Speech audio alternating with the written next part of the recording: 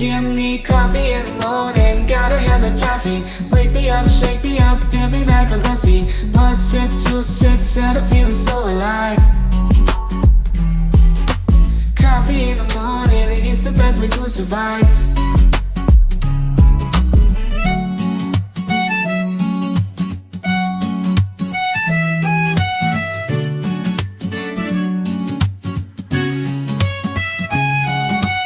Woke up in the morning, sleepy eyes yawning.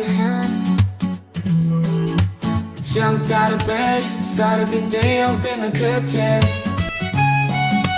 Felt the cool breeze, the sun shining on my face. But something was missing, I needed my job to chase. Give me coffee in the morning, give me coffee in the morning, gotta have the caffeine. Wake me up, shake me up, dip me like a lassie. Must shit, juice, shit, set a feeling so alive. Coffee in the morning, it's the best way to survive.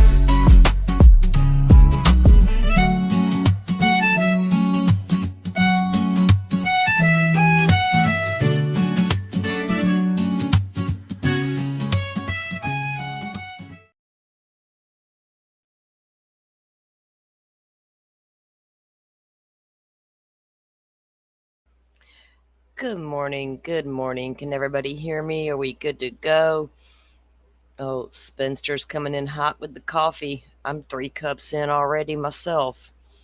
Good morning, everybody. Thank you for coming in. Welcome in. I hope you all had a good evening and you're having a good morning so far. Hey, it's the end of the week, right? It is Friday, I think. I think. Let me see here. It's like, why couldn't I? Hey, Joe Schmo, welcome in. I guess you can hear me. At least I got him on the panel. I was having issues with that yesterday. Great. Thank you, Forrest. Oh, now can you hear me? I can hear you now. You can hear you now, sir. Good morning, Salty. Good morning, chat. Good morning, Forrest, Hawkeyes. Yeah, welcome in, everybody. Spencer's in here, Hawkeye, Danny, Forrest, as usual. I think Miss Butterflies was out having her little breakfast birthday celebration with her daughter. So maybe she'll be up in a little art. I don't know if she's coming up, but she'll be in chat here in a little bit. And we can all wish her a happy birthday. So we got a couple of updates to get to. We got a kind of a big show to unpack today. We're not going to get through everything today. That's for darn sure. Because we're going to take a look at we finally got the transcripts in Delphi, Joe. About fell out my chair when it happened. Yeah, and and how it happened, how it ended up happening with the payment thing, and little Carroll County clerk. I think some of the girls established relationship with the clerk's office when they were going to court every day, so that may have helped. But also the hard work that everybody put in to be able to afford to pay for those was awesome. Yeah. They crowdsourced, everybody chipped in, and they raised nearly $5,000 to pay for the transcripts. And then it turned out they didn't have to pay for them at all. So that was a really good thing. We got Allen County just dropped the ball completely, it sounds like, and Carroll County picked it up and actually got the transcripts out. So either way, they're finally out, and we can take a look at those and dig in. And because, wow, not being at the trial and taking on, the reporting and, all the things that were involved. So, as well as I do, it was a headache. Yeah, from the beginning. Right? To say the least, it was a headache trying to get accurate reports and information and taking it in from all different, not just YouTubers that were there, but the media as well. And I saw Sleuthy sent notice out on Twitter for all those who were present in the courtroom and reporting. You better hope it lines up with what those transcripts say. She's going to put them all on notice. Like, need any help, girl? I'm there. Just let me know. Yeah. So there's two different ways I see that. Number one, obviously people who are spinning what they saw and heard to fit a preconceived notion about innocent or guilt is wrong. But you can also have 10 sets of eyes, 20 sets of eyes in that courtroom, and we can see and hear different things and and subtle nuances of the witnesses and the jury and the attorneys and the judge. You and I could have sat side by side and went live that evening and reported totally different things just from what we felt was important to take notes on, or you know what I'm saying? Doesn't mean that the reporting was wrong, but I know that there are some places out there, media outlets, that did get it wrong or didn't quite get it right or give enough context. You know what I mean? There was a lot of times there was context missing. And then you got that true scope from like the YouTubers that were there, Lawyer Lee, Bob Mata, Burkhart, and that's where I think we were getting a bulk of our information, except during the day, during the proceedings, we were kind of following along what the news was putting out and then relying on our YouTubers in the evening to fill in what they didn't fill in. So at least we got them and we can get going on that and take a look at these things. I had a slow go this morning. I wasn't feeling that great this morning. I'm trying. Got a lot of reading to do today, Joe. Oh man, I don't think I can make it through all of it. We're not going to be able to get through all of it today. We're not even going to put a dent in this, because we're going to start out with reading the initial hearing on October 28th with Judge Diener. That's how we're going to start it. But in the meantime, we got a couple of case updates for you guys I want to bring out before we get going. First one is nothing major. It's just a little case update. Somebody's going to get themselves a real ink pen after all. I think we all know who we're talking about at that point, right? Yep. Mr. Stearns over here. Where did my docket go? His attorneys would have had to agree to that, and court security would have had to agree to that. They did. The judge says he's getting a real ink pen. It was up to the judge in the end. Because he looked at it. He sure looked at it awful funny when they showed it to him in the courtroom.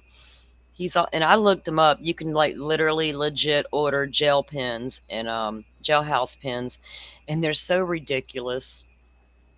It would be difficult to write with them. I just don't know what he's going to write, right? To his attorney. So the judge, we saw the hearing the other day, and the description of the restraint they would use on Stearns. And there's not a document to review, but the felony court minutes reflected motion hearing held, motion to be free from physical restraints denied. So they're going to make him wear his restraints. Motion to use normal writing instruments granted. Felt pen to be provided to the defendant, sworn and testified for the state. So the judge is going to allow him to have a real pen. I don't think they are afraid he's going to shabusiness his attorney. Yeah, I wouldn't give that girl a wooden toothpick or a plastic straw. Right. Now he'll be able to use his spirograph. I'm sure SS will be so pleased. He's going to sit there and doodle. So yeah, he gets to have a real pen, but we get to have the leg brace on him, and we don't know who's going to be in control of the zapper because the court keeps that a secret down here in Florida. I don't get to know who's got that zapper. They're actually sending it to me, so we're good. I've already emailed them, and they said, sure, Salty, you can have it. Okay. We've been following along a little bit with the Rex Heuermann case, guys. And I told you guys the hair in that case, right, were found on some of the bodies. And they were able to tie the hair back to Heuermann's household, wife, daughter, things like that. There's been a lot of problems, not problems, but this technology they're using is fairly new on these hair follicles. And if you follow Delphi case any at all, hairs were found, but hey, there's no follicle, there's no root, we don't know where this come from. We can only give you guesstimations and things of that nature. Well, this has been a big deal going on over there in the Heuermann case. And I've been following all the Fry hearing updates and stuff like that, but we don't have cameras in the courtroom there either. So they did have a hearing, I think it was yesterday. just want to read you guys something out of that real quick. Let me pull that up and I'll get it.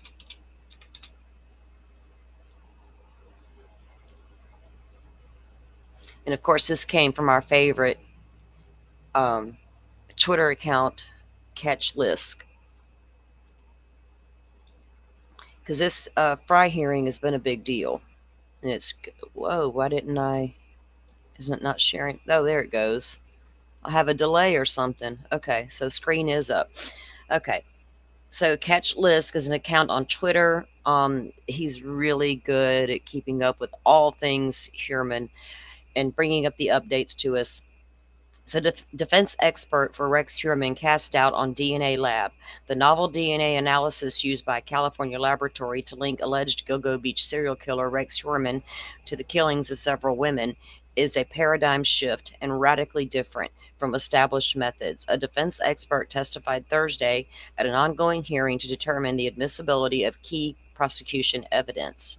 Dan Crane, a professor of biological sciences at Wright State University in Ohio and the president and CEO of Forensic Bioinformatics Services, said the whole genome sequencing method and probabilistic genotyping to create likelihood ratios employed by California-based Astria Forensics and its IBD. Oh, shoot, my grandson's Nana just got here to get him.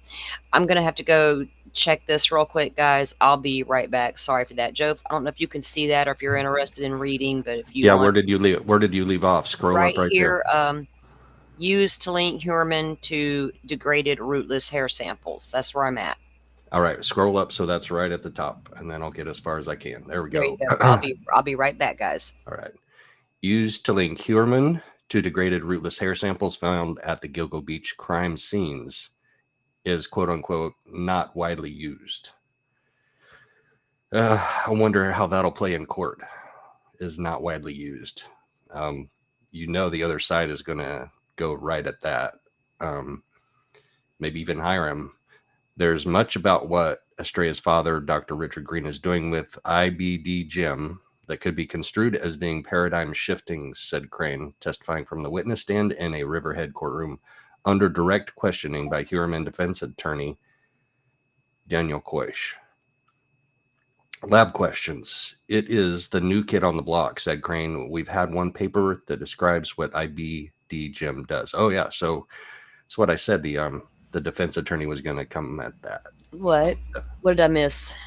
So he's testifying, and I read that next paragraph down that said could be construed as being paradigm shifting and is not widely used as something that the defense is going to highlight. And so it's the new kid on the block. We've had one paper that describes what IBD-GEM does. So, all of these technologies had DNA had a beginning point somewhere and were challenged in court in the beginning days. Exactly. And this particular type of evidence has never been admitted to a New York court before. So this would be the first time that this particular type of evidence would come in.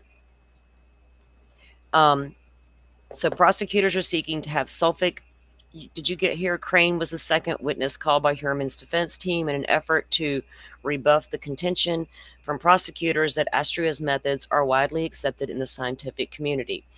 Prosecutors are seeking to have Suffolk Supreme Court Justice Timothy Mazzei allow Astria's findings before a jury. Prosecutors have urged the nuclear DNA evidence in the case against Heuermann should be admissible, in part because the results were corroborated by a second lab's mitochondrial DNA analysis. Now, we know mitochondrial is always, brought in these days. But like you were saying, at one point that was new, right? So I don't know that I think this particular type has been used in a couple of cases, but never in New York. And I got to do some more research on it. Heuermann, seated at the defense table, appeared to pay close attention to Crane's testimony. He spoke briefly in open court when the judge told him he would not be returning to the courtroom Tuesday, when attorneys are scheduled to hold a brief scheduling conference and the defense is expected to say whether they plan to call another witness. I don't think they need those hairs to prosecute him, though. It just kind of shows that they were in his home or in his vehicle. Understood, said Heuermann in response to the judge. Heuermann, 61, of Massapequa Park, has pled guilty, or not guilty, sorry, to murder in the killings of Melissa Bartholomew, Maureen Brainerd Barnes, Amber Costello, Sandra Costello, Valerie Mack, Jessica Taylor, and Megan Waterman. All of the women were sex workers.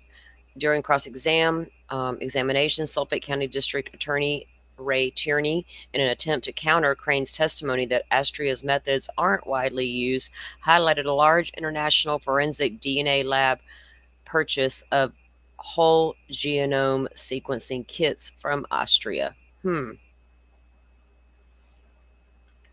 Tierney questions credibility. Tierney also attempted to call Crane's credibility into question, querying him on his work as an expert assisting a federal judge in another case, while his employee, Nathaniel Adams, who testified earlier in Heuermann's case, was a defense witness. Oh, messy. Come on. It could be perceived as a conflict of interest. It could be. After a series of questions about the setup, although he said he didn't think it was, Crane also admitted he emailed the defense lawyers about the science in the case, which Tierney contended should have been turned over to the prosecution under the court's discovery rules. Our position is it's work produce and it's not discoverable, he told the judge. Mazzy replied, in this context, it's discoverable. Crane said his primary critique of Astria's work is that it uses the 1,000 Genomes Project as an alternative suspect pool in its DNA analysis, a pool he said is typically much larger.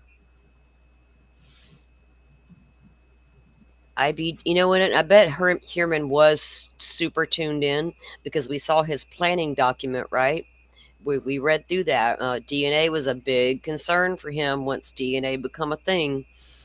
IBD GEMS analysis process does a direct comparison between its evidence sample and the 1,000 Genomes Project. What is the 1,000 Genomes Project? Something to write down in the notebook and check out. Good Lord, notebooks filling up as usual. An international open source repository of some 2,500 individual human genomes. Its analysis creates a likelihood ratio of 690 million, many factors larger than the standard likelihood of 837. IBD GEM really quite consistently overestimates the weight that it puts on test results. That might be putting it mildly, Crane said. Combative judge. Mazzy, who was presiding over the case, began shouting from the bench when the defense team arrived back to the courtroom a few minutes after the lunch break. What part of 2 o'clock don't you guys understand? Oh, hell, you don't make the judge mad, guys. No, we saw that with Pam Hicks in Lori's trial. Right? You get told off. He said if this was a federal court, she would probably be walking out in custody. Exactly. He sure did. He didn't like that none. So what part of 2 o'clock do you guys not understand? He shouted, whose response were largely inaudible. Look at the clock. What time is it? Get him the hell in here. Get the witness in here. Wow. This New York judge is like, I'm spicy. Mazzy's combativeness continued as Tierney cross-examined the witness. Tierney repeatedly advised Crane to provide yes or no answers to his questions, and Mazzy frequently interjected, shouting at the witness and posing his own questions. Just answer the question, Mazzy shouted at Crane, who frequently tried to give more complete answers. After the hearing, lead Heuermann defense attorney Michael J. Brown, who has derided Astria's methods as akin to magic, not magic again, dismissed a question about Mazzy's attitude toward the defense and its witness. I don't take any personal effect to that, Brown said. We do our job. Judge Mazzy's a great job. He listens. He's smart. He's intelligent. He's experienced. And I know at the end of the day, he'll consider all the evidence. And Brown dismissed another reporter's question about Heuermann potentially pleading guilty. There is nothing but fight in us. Did he steal that from Alan Jackson? I believe he did. We ain't got no quit. Oh, there's nothing but fight in us. He has indicated he is innocent. Well, so did Bryan Kohberger. Come the hell on. And Ann stood out there and said the exact same Yeah, thing. my He's client is innocent. My innocent, client Your is Honor. not guilty. Bryan is innocent until you prove him guilty. Well, ma'am, sit down. He has indicated he is innocent. He has entered a not guilty plea, and we're going forward and pressing toward a trial. That's the same thing Kohberger said.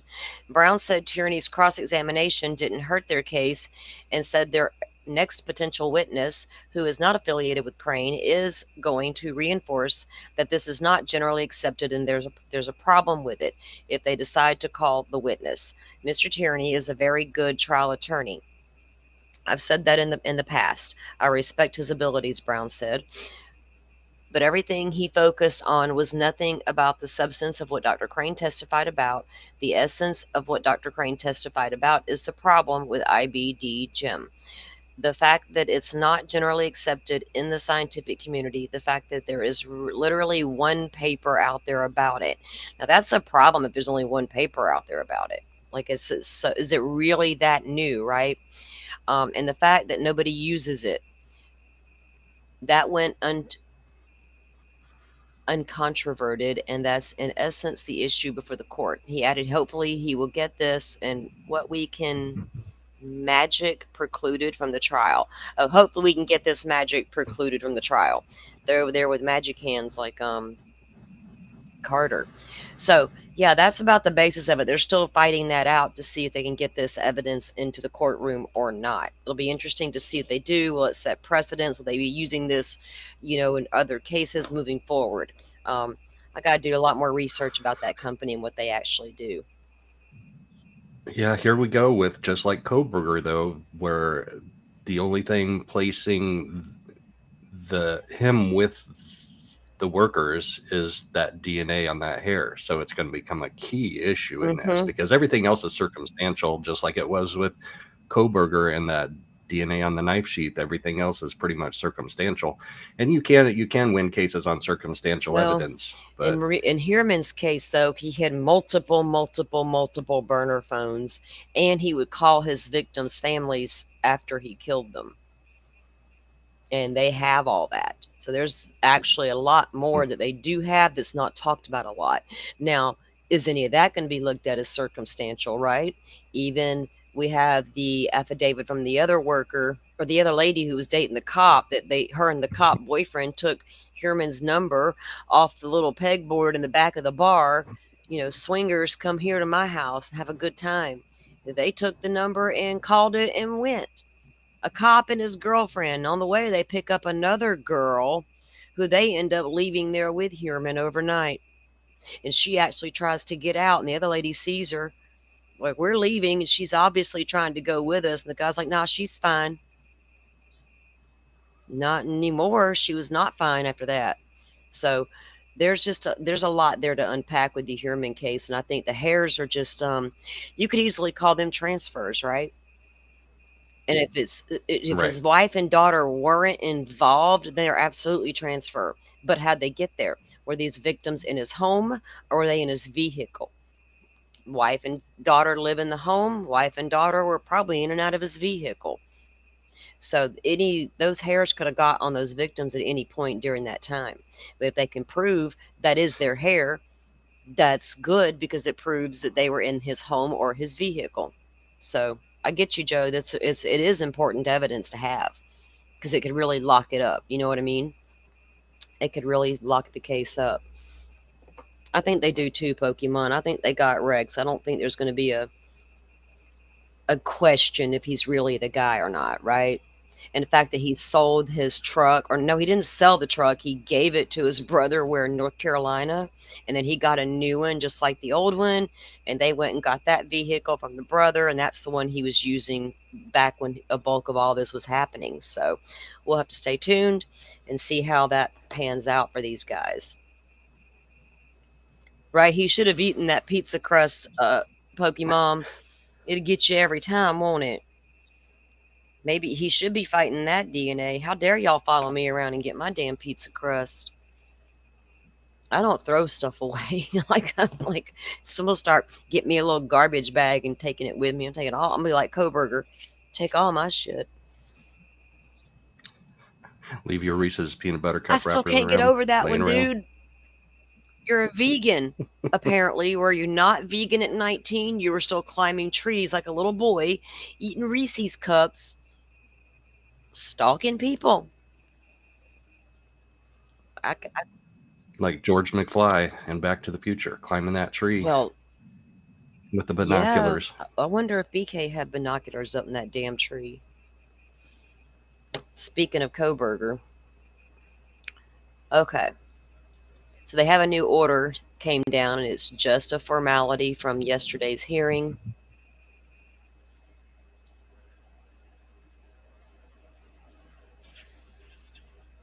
Let me pull that up. And then we have another one to show you too. Not a court document though. Okay. So this document was dropped probably overnight. I don't know. I didn't check it last night. It was here this morning. Order vacating revised amended non-dissemination order for the reasons articulated on the record at July 17, 2025 hearing in this matter. The motion to be heard as interested parties and motion to vacate the non-dissemination order July 3rd is granted, and the revised amended non-dissemination order from June 23rd is hereby vacated. And that's basically all there is to the document. And that process will begin soon. Now, also, where did I put it?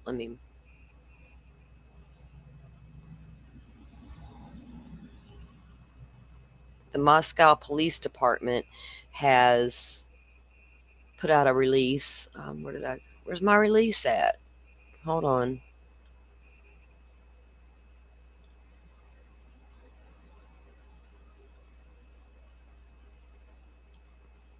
This is not it.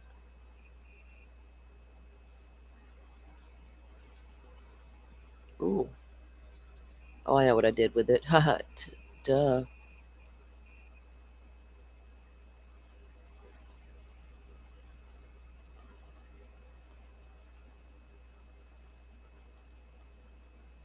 Here we go. Whoops. Okay. This was important too because this is going to pertain to a lot of what we need or we're going to want. Okay. A press release from the city of Moscow to establish website for homicide investigation documents.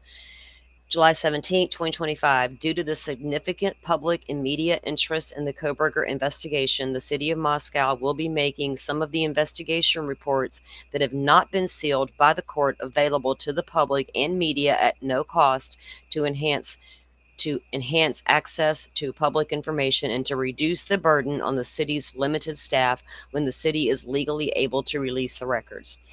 Until sentencing is completed, all investigatory records in this case remain protected from release pursuant to Idaho Code 74-105, and then they name the rest. Any public records requests for investigative records that are received by the city before the sentencing has been concluded will be denied. The volume of investigative records is substantial, and all records must be reviewed to determine if they are exempt or contain exempt and protected personal information that must be redacted pursuant to the Idaho Public Records Act, or are subject to judicial seal before release. The city will establish a website where investigative reports produced by the Moscow Police Department will be posted once and the city is legally permitted to begin publicly releasing records. At that point in time, a separate press release will be issued providing the web address and notification to the public that the web page is available for access. Investigative reports and other records created by other law enforcement agencies and entities such as the Idaho State Police, Latah County Sheriff's Office, Latah County Prosecutor's Office, Pennsylvania State Police, Federal Bureau of Investigations, Pullman Police Department, University of Idaho, and Washington State University are the property of those agencies and entities as the custodian of those records, and a request for those records should be directed to those entities. So there you have it. Anything outside of what Moscow did, you got to go elsewhere for it. They're going to apparently establish a website and put all of their investigative reports there, like a one-stop shop, I'm guessing, which is a really good idea. Way to handle that, because a lot of what those investigative reports that we want, like all the ones that Anne wanted, they're not on the court docket, right? So those got to come from them, and those are going to be interesting to look at. There's some particular items, interviews, things of that nature that I really want to see. So we'll keep an eye on that website and the press release updates as that becomes available, so we can dig into that. I think that's a good idea, Joe, to do it that way. It makes it a little more streamlined and hopefully a little easier. Yeah, absolutely. Yeah, I like that idea as well. And I'm choosing to be patient with the courts on this gag order situation. I knew he was going to lift it when I read that Boone's declaration. I was like, oh damn, that's a really good declaration she just filed, and it's actually truth and makes a lot of sense. So yeah, and then the fact that the prosecution agreed as well, I figured he would lift it. And then everybody will have access to those records at the same time. There's nobody leaking anything, as far as I know. No. So all media, all press will be able to look at that, and we can pick and choose what we want to take a look at. Yeah, well, the leaking is still occurring for some reason. Several people had a hold of the defense filing, trying to keep the order in place before it hit the docket. And I got it. Well, that's from the court. That's from the court. That's right. Well, we're going to take a look at something Steve Gonsalves is out there saying this morning. He said it last night on Banfield, and he doubled down and said it again this morning. And I'm like, damn, I get you, but damn. Okay. That's going to be the last thing we take a look. Well, actually, Barry Morphew's prosecution has a new witness list out. And interesting enough, both of his daughters are on that witness list, guys. The other people listed are like law enforcement people. I haven't looked into all of it yet, but I did look at it this morning, and both of his daughters are on the prosecution's witness list. That's interesting. It is interesting. I think both sides will end up trying to call them. Okay, let me get my playlist up here. Forrest says, always eat your crust, man. It's like the best part, right? Rex over there being the freak who don't like the pizza crust. I gotta have like cheese sauce or garlic butter to dip. You gotta have something on it, huh? Make it taste better. Yep. I know. My son likes that garlic sauce dip. But garlic like what is it? Yeah, Papa John's, whoever he gets his pizza from. Well, I don't think they eat at Papa John's a lot. I don't know. I'm picky about my pizza. Like I don't like Pizza Hut. Isn't that weird? No. It's I have ones that I like and don't like too. And then you have Dave Portnoy, who does the pizza reviews and has literally millions of followers. Pizza reviews. And he likes, on YouTube. He does like 3.5-minute pizza reviews, and he's got a particular style of pizza that he likes. He's with Barstool Sports, so he's a sports guy, and he goes to sporting events and he reports on sporting events. But he started this side thing that turned into it's a whole other thing on doing pizza reviews. Well, I haven't seen that yet, and I'll get to watching goofy shit like that while I'm just sitting around doing nothing, like watching women frolic in the kitchen and making beautiful recipes and packing their little Stanley bags to go. And I'm like, what are all these people doing? Now I want to go watch the pizza guy. Yeah, he likes his thin and crispy. I do too. And like Detroit style, Chicago style, he doesn't like. And he'll give them much, much lower reviews. I like thin crust.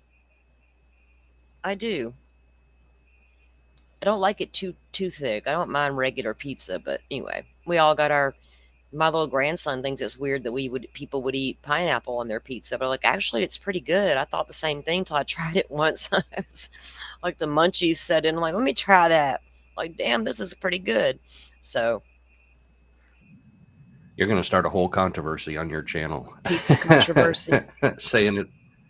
Yeah, it is. Pineapple on pizza is a I controversy. guess. I don't want them damn anchovies floating around on my pizza. Get off there. No olives No, either. I don't do no. eyeballs. Okay. I've always called them eyeballs. I don't even know if there's a taste to them. I don't want no part of them. I'm a weirdo. All right, I'm going to put this up on a little bit of a fast speed playback here. Or wait, this isn't the one I wanted to show because she just goes on and on He had to forever. Hold cut on. the interview short. Kathy Mabbutt, I think I said her name differently in the interview. You Kathy, did. Hold on. We know all about some Mabbutt. Okay. The one that he did to you this about morning these was details, actually Steve. a little I'm so better, sorry. and the same stuff was in. He said the same thing, but it's just better on the other one. Okay. Here we go. Joining us now are Kaylee Goncalves. Now, we had known for a long time, most of us who followed the case from the beginning, we had always heard Kaylee's wounds were so different than Maddie's. That's why it's like Kaylee woke up and startled this guy at some point, right? Like Maddie was first, and it was a lot easier because Maddie was apparently passed out, sleeping, whatever. Kaylee had to have woke up. It just makes common sense. If she was in the bed, of course she woke up when something was happening next to her, or if she walked in the room because she heard a noise. However it went down, Kaylee caught hell. And we knew that. We've never been able to prove it. We've listened to what the parents, I've always believed what the parents said, because as a parent, you're going to get that certificate in the mail, and it's going to have a lot of descriptions in there. Stuff you don't want to read, maybe, but it's there. But they don't know how some of it happened, right? And so Kathy Mabbutt was the coroner in Moscow, and she did come out and speak on Banfield and other news outlets very early in the case about what types of wounds and things, but she never went into great detail. And apparently at one point she did call the Goncalves home. Their daughter answered the phone. She's a minor. She did, I guess Mabbutt didn't realize that, and the girl's like, I want to know what happened to my sister, and the coroner told her. She tells her little sister everything that she had, and that was upsetting to the family. Well, people got really mad about Kathy Mabbutt. They called her Mabbutt and called her all kind of names because she came out and spoke. Like, well, she's just a damn coroner. Y'all don't want to hear what she got to say. She wasn't making anything up. You just didn't like her answers, and they didn't align with your theories. So boom, she's out the window, and she's bad. Well, apparently when describing Kaylee's wounds, the one thing we didn't know before, and this is where it gets a little, what he said last night on Banfield, and the way they didn't really go into a lot of detail here with it, but apparently Kaylee had markings around her mouth to indicate a hand was placed over her mouth at some point trying to keep her quiet. Steve referred to that as a gag last night on Banfield, and while saying that, he said, don't tell me this wasn't sexually motivated, because a gag was involved. Meaning that they're saying it wasn't sexually motivated for Kohberger. But then some experts have told him if there's gagging involved, and Kohberger was looking up stuff on his phone, women sleeping and gagging. That's what he claims. So he's taking that Kaylee was gagged by her mouth and turning it into like that was an indication sexual assault was going to occur. But that doesn't make any sense if then you turn around and say, but he was trying to keep her quiet.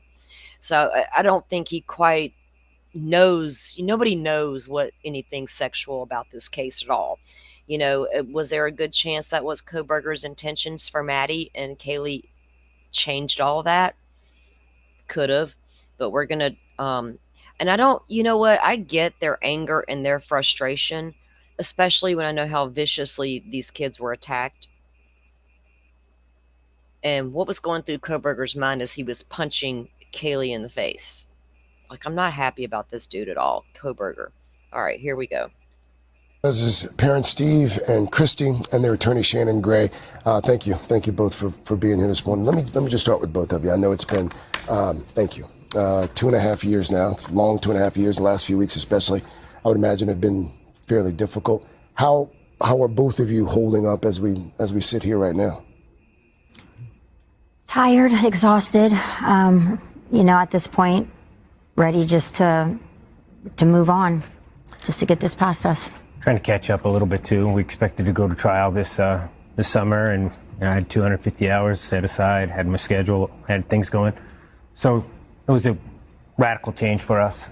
So now we're just trying to wrap our head around this new development, and we're still a family. You still got to take care of yourself, so we're moving on. You've had a lot to wrap your head around for the past couple of weeks, and sort of whiplash, if you will, to have Bryan Kohberger in court that day, admitting his guilt, admitting in open court everything he did. What was that like, even if you weren't in the actual courtroom for it? What was that like to hear him actually say he's guilty? It was very surreal.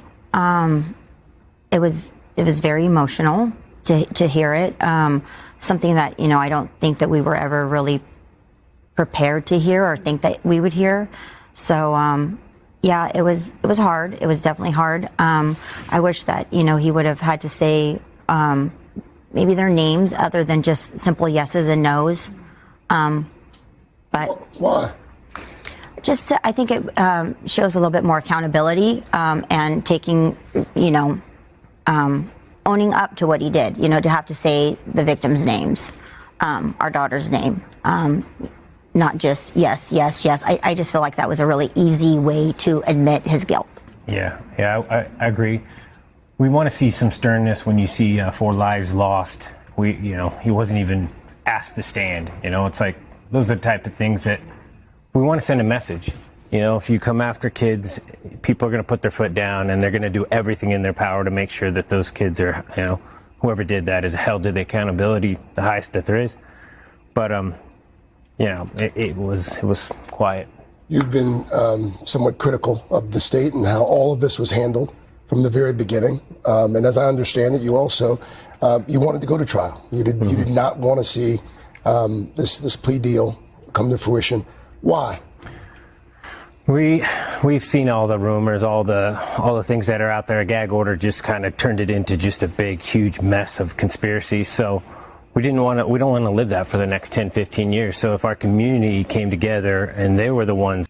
It's really too bad a bunch of YouTubers took it upon themselves to reach out to Steve Gonsalves over and over and over and over and tell him, we know who the real killer is, dude. Cops are lying to you.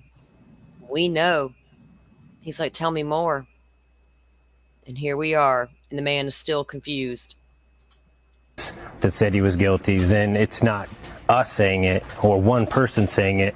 It's everyone saying that. So there's power in that. I believe in the court system. I believe in our juries. And that's what we were prepared to do. Christy, do you worry there are questions you will never get answered? Yes. As a result of this deal, because he doesn't have to say exactly what his motive is. He doesn't have to say where the murder weapon is. I think it's worse than that. I think we're going to find out secrets through his sick, twisted mind. Why? He's going to write about it. He's going to have interviews, exclusive interviews with his family members or certain people, and that's how we're going to hear about it. And to be fair, that could happen because in this particular plea deal, there's nothing that forbids that. Exactly. What have you been told that we don't know surrounding what happened that night? Nothing. We asked them, can you just tell us the last moments of our daughter so when we have our victims' statements, we can be as accurate as possible. So apparently they are going to be at sentencing and they will be giving impact statements. And I'm assuming the whole family will be there doing that as well.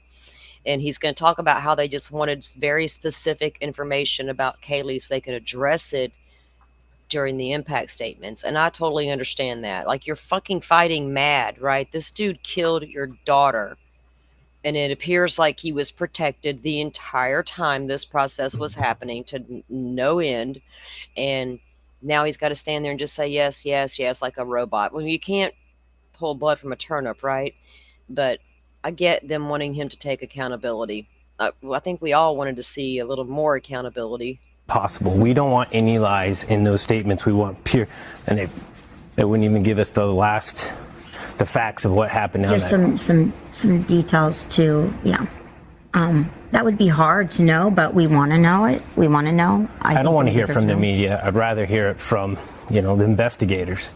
I read recently that the coroner did give you some more detail. Yes. What did the coroner say?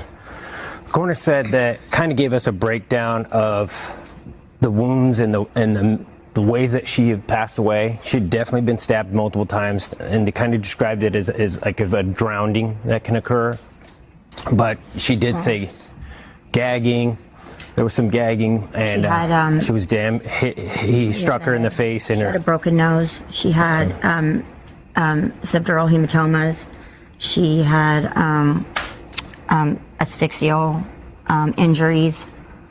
She had some defense wounds on her arms. Yeah. And stabbed many, many times. But how many, we don't know. And that should be part of the victim's impact statement. And we shouldn't be robbed of that. I wonder how come they don't know how many times she was actually stabbed. Was it difficult for the coroner to determine because it was so bad? Even the autopsy. We've heard of that before. I thought so. I didn't see what he said last night, but in this context here, when he's talking about her drowning in her blood and he says there was gagging, I picture him talking about her gagging on her blood, like the amount of blood that was. No. They described it last night in the other interview where there was like a hand put over Kaylee's mouth. The drowning effect that he's talking about, I think, is just her lungs filling up with everything from the stabbing. That's what that comes down to. I've listened to everything Mabed's ever said about the coroner herself. That's all old news. Is out there. We'll take a look at it one day, but not today because we got a lot to get into.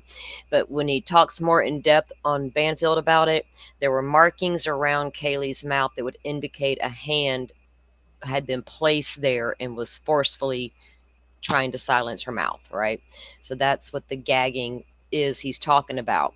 But I don't think you could determine that would mean there was a sexual component, because it sounds like he was trying to keep her quiet. She's gonna fight back, and she's screaming, he's punching her, he's stabbing her. Kaylee was fighting back, I think the same way Xana did.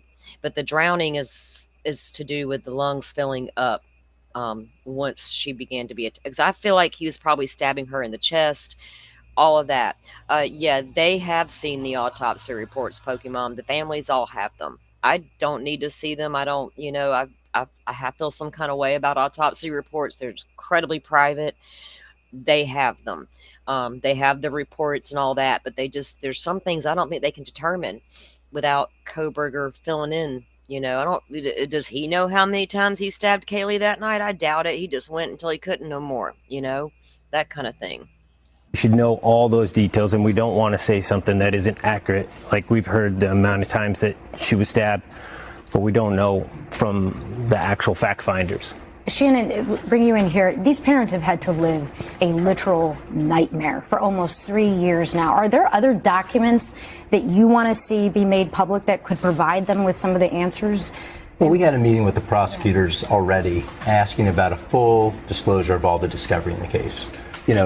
If you go through the normal course, you'd be public disclosures, public records requests for the next 2 to 3 years to try to get everything. So we've asked about that ahead of time because we want a full copy of the discovery because we don't have any answers. They don't have any answers.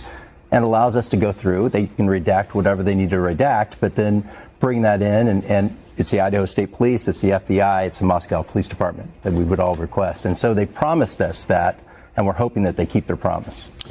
Steve, Christy, what do you want the world to remember about your little girl? Just like Kaylee was just so fun. She was extremely smart. She had a beautiful smile. Firefly says, did he just say they don't want to say anything that's inaccurate? How ironic. Has anybody really said accurate things except for what we see, comes out of a damn document? These two wear their hearts on their sleeves and they say it all right in public. That's the difference, I think they think, well, they talk through it, and they happen to do it on TV. That's like, they don't know some of this stuff no more than we do. An amazing laugh, everything. I mean, everything about Kaylee was amazing, honestly. She just... Very dedicated, hard worker. She's going to graduate with their degree a year early. And, to be honest, if the police do come out and tell them things, I don't know what their beef is with the Gonzalez. I mean, I think I know what it is. This guy is their beef, right? Everything he did in the beginning. But they need to be told things. Then they're not left to speculate and wonder and have YouTubers come fill in the holes for them. Yeah. So she was going to light the world on fire, and we're missing her. We're missing her. Yeah, every day, everything about her, everything. If I could hear her laugh, hear her voice, see her smile. Can't imagine it. Just can't imagine it. Thank you. Thanks for coming in. Thanks for keeping her. So, yeah, that was just so, because I know that's making the rounds about what he said last night on Banfield. I mean, I can drop the link. You guys, it's on YouTube. Go to Ashley Banfield, Drop Dead Serious, or whatever her channel is called, and you'll see the interview. It's just lengthy, and I just didn't want to play the whole thing on here tonight or to this morning because I got so much more to get into. But there's going to be a lot of that going on, I think, until documents do come out, and we get some more concrete answers on certain things. Like I said, there's very specific things I want to see because I've followed the case for so long, read every damn court document ever filed in the case, all the warrants, all the things. There's very particular blocks of information I want. So I'm going to be keeping my eye on all the things as we move forward. We'll keep an eye on the Moscow PD for their press releases, for the website. And we'll keep an eye on the docket as the courts make these documents available. Just know it's going to take some time, right? I agree, Firefly. They should tell them all they need to know at this point. Now, they did have a meeting with the prosecution recently asking for that particular information so they could address it, and I don't guess they got their answers. Steve is really making a lot of statements out there about Bill Thompson, and they're kind of like on the political realm, so I don't even want to go into those because I don't care. I don't live in Idaho. I don't know nothing about what's going on down there in their state, so I'm not jumping off into that part of it. So that was our case updates for this morning, guys. Stearns gets an ink pen. Lisk had the Fry hearing. Gag order lifted. Just be patient. Yeah. So now we get into the Delphi transcripts. Oh boy. Joe, are you ready for this? I don't know. I want to comment on Hawkeye's comment real quick. Sad part is some of these cases will never know the full truth. And that's true. Like in Chandler. Yep. Every single person that was in that house on July 11th, 2017 or 2019, every single other person besides Lori is now deceased. So the only way we know is from the evidence and the investigation, and we still have to speculate about some things. Yeah. I think there'll be a lot of things in the documents that we can put together, right? Honestly, there's some things we don't need to know, but all those investigative reports, I want to see that stuff. And that's got to come from Moscow PD's website. And, but we don't always find out the truths of everything. And I don't know how we can expect to if the person who did it won't talk. Do we force them? Do we strap them in a chair? Like, okay, Kohberger, you better start talking. Where's the damn knife? No, there's laws against that. But could they have forced him into telling them more with this plea deal bargain thing? Probably. If the prosecution was so determined we got enough evidence and we got enough to take you to trial, then make him say certain things and do certain things to get this deal. Just saying you want the deal to get the DP off, that shouldn't have been enough. Like, oh, y'all, I think I'd have been a little more hardcore with that if I was Thompson. But, I'm not. So guess what? But I think Gonzalez is right about finding out a lot of Kohberger's thoughts and secrets, and the process is going to come out, trickling out over time, probably with him talking to people like Ramsland. Now, one thing Steve does say that I don't agree with, because I just don't see it, and I feel like if you're putting that out there in that context, what are you doing? But he feels like the state of Idaho went ahead and done this plea bargain because they're planning on using Kohberger. He's this bright PhD criminology student, and they're absolutely going to use him. I'm like thinking, what, Hannibal Lecter style? Or we put him in a cage and we got a big case popping off. Let's go down there and talk to Kohberger and see if he can give us some insight into the case. That doesn't make sense to me. state's like, yeah, let's just give him a plea deal because we can use him on the inside. You could have done that regardless. Okay.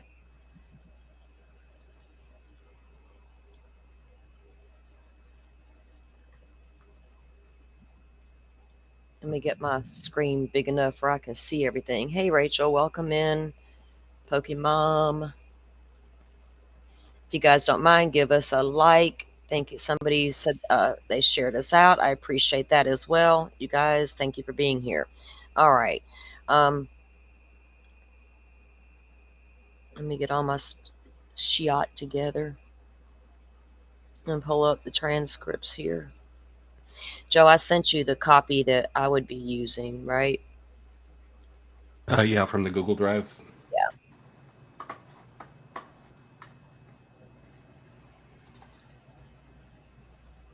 All right, so this is a Google Drive. Now, Criminality has a Google Drive set up. All Eyes has a Google Drive set up.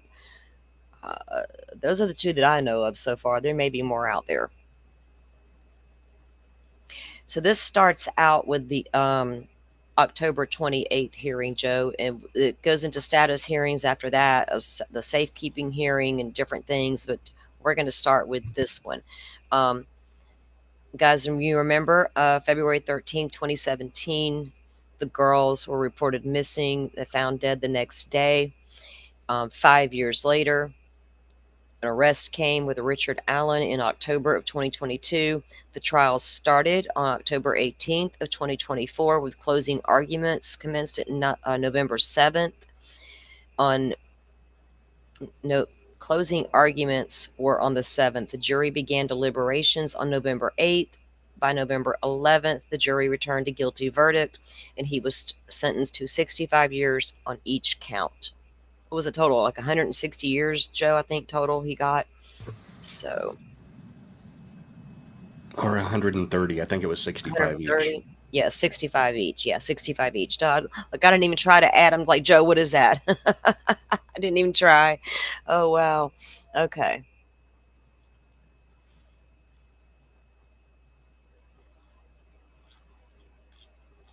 Let me get all my ducks in a row here. All right. There we go. Now, I'm going to pull this up so we can get, I got to run to the restroom super quick before we get started.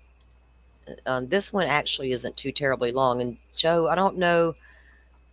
Let me move this over out of the way. Make that one as small as I can. So I make this one bigger. Okay.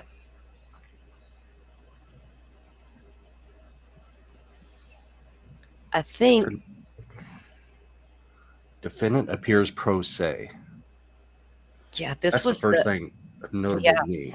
We're about to, and this one was held on the 28th. What was he arrested? The 26th, 22nd, 26th, I think. 25th or 26th. I think yeah. So we're going to do court and defendant. It looks like court and defendant. So one of us will take the role. Which one you want to be, the court or the defendant?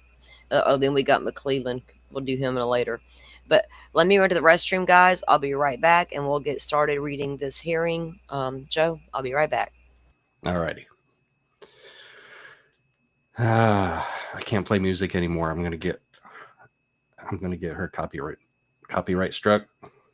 I've been asked Alexa to play some like public domain music. I guess Alexa doesn't get that.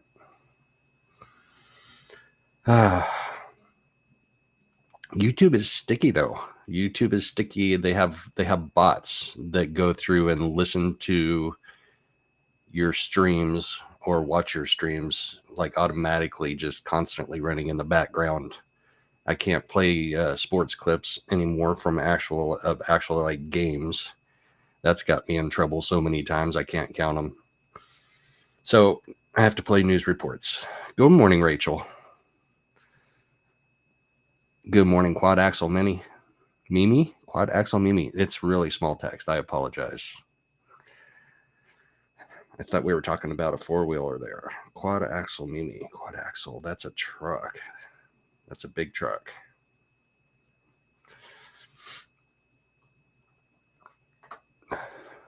Welcome in, everybody. Thanks for your patience while we get Salty back here and we can read this.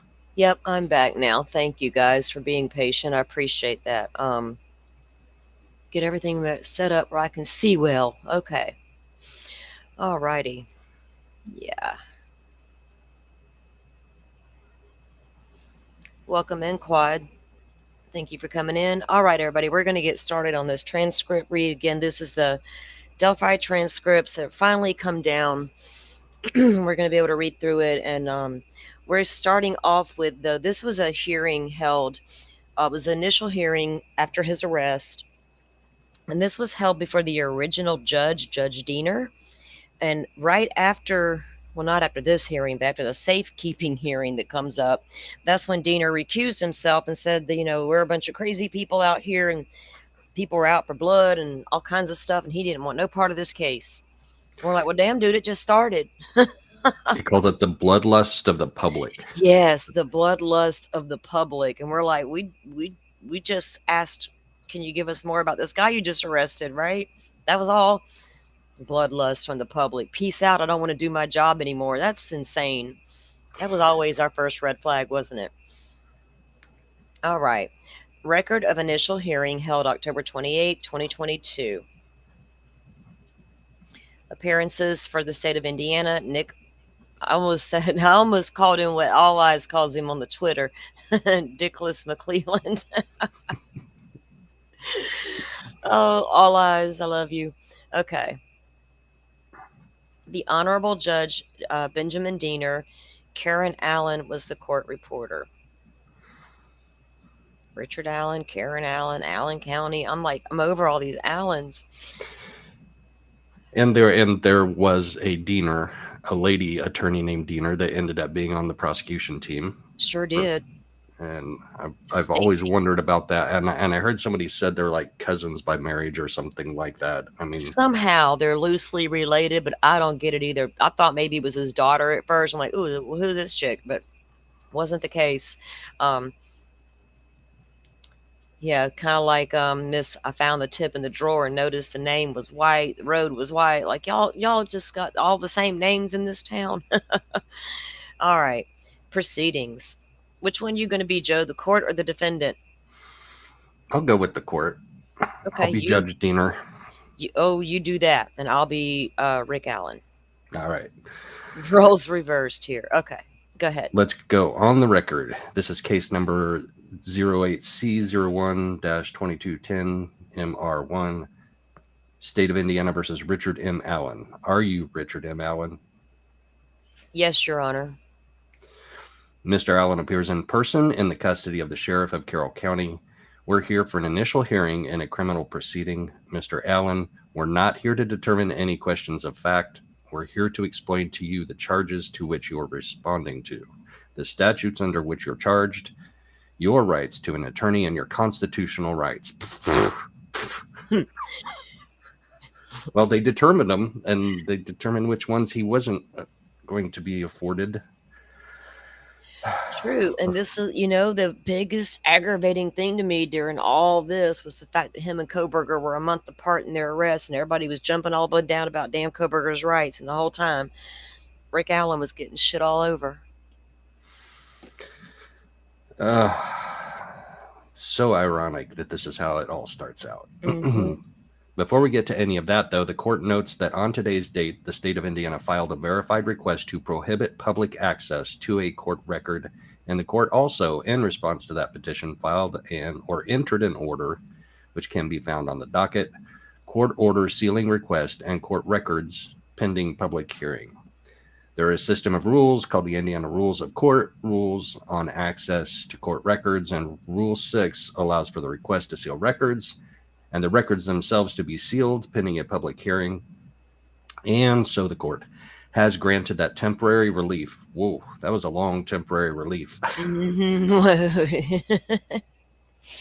And scheduled a public hearing on November 22nd, 2022 at 9 a.m. to determine if the requested court records should be restricted from public access as requested by the state of Indiana. The state of Indiana has the burden of demonstrating that it's entitled the relief it's seeking, and the state of Indiana has to post a public notice in compliance with the Access to Public Records Act, and the court's date and time for that hearing should allow for the notice to be posted and 20 days to pass, which is required under the rules. That covers some preliminary matters that are typical. The rest of the matters are fairly typical. Mr. Allen, if you'd raise your right hand to be sworn. That's all right. Is he? Okay, I see it. Suppose it's worth noting for the record, it does appear that maybe you have some protective gear on. Yes. I don't own a bulletproof vest. Where is he going with that? I don't watch. I don't know. I don't watch TV shows or cops. But it looks like a bulletproof vest and some other things. So the court notes that the defendant is in custody and there have been extraordinary matters taken to protect the individual. We're here for an initial hearing. Mr. Allen, do you read and understand the English language? Yes. What is your age? 50. What is your date of birth? 99 of 72. What are the last 4 digits of your social security number? Redacted. What is your current valid mailing address, if you have one? 1967 Whiteman Drive, Delphi, Indiana, 46923. Are you under the influence of any drug, including alcohol, at this time? No, sir. Whoops. If at any time you do not understand anything I say, will you please let me know? Yes. You're charged in count 1 with murder, a felony. Count 1 alleges that on or about February 13, 2017, in the county of Carroll, state of Indiana, Richard M. Allen did kill another human being, to wit, victim number 1, while committing or attempting to commit kidnapping of victim 1. Without admitting to the allegations contained in count 1, do you understand the allegations contained in count 1? Yes. Count 1 charges you under Indiana Code 35-42-1-1. The statute provides, in relevant part, a person who kills another human being while committing or attempting to commit kidnapping commits a murder, a felony. Do you understand the statute under which, do you understand the relevant portions of the statute under which you're charged? Yes. You're charged in count 1 with murder, a felony. A person convicted of murder in Indiana may be sentenced to a term ranging from 45 to 65 years. The advisory sentence is 55 years, and the fine can be imposed not to exceed $10,000. Do you understand the range of penalties for a person convicted of murder? Yes, sir. You're charged in count 2 with murder, a felony. Oh, back up 1. Sorry. Count 2 alleges that on or about February 13, 2017, in the county of Carroll, state of Indiana, Richard M. Allen did kill another human being, to wit, victim 2, while committing or attempting to commit kidnapping of victim 2. Without admitting to the allegations contained in count 2, do you understand the allegations contained in count 2? Yes. Count 2 again charges you under Indiana Code 35-42-1-1. The statute provides, in relevant part, that a person who kills another human being while committing or attempting to commit kidnapping commits murder, a felony. Do you understand the statute under which you're charged in count 2? Yes. Count 2 charges you with murder, a felony. A person convicted of murder may be sentenced to a term ranging from 45 to 65 years. The advisory sentence is 55 years, and a fine can be imposed not to exceed $10,000. Do you understand the range of penalties for a person convicted of murder? Yes. Those are the 2 offenses to which you're responding to in this action. We'll now go over your rights to attorney and then your constitutional rights. As you excuse me, you have the right to retain and be represented by an attorney in this case. You also have the right to proceed without an attorney if you so desire. And if you do not have the money, means, or property to hire your own attorney, an attorney will be appointed to represent you, potentially at no cost to you. So there are 3 choices, only 2 differences. The 3 choices are hiring your own attorney, being your own attorney, or being examined to see if you qualify for court-appointed counsel.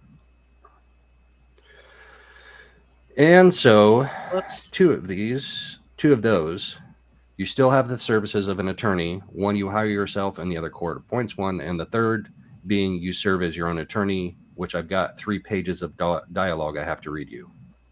Sure. To explain how foolish that is before I can allow you to do that. Judge, Joe, when I read that last night, I was like, we should send this to Lori. Right. I would have loved for Judge Bresky to say that. I know, right? Take this, Lori. Yeah, tell me again, I'm being mean to you.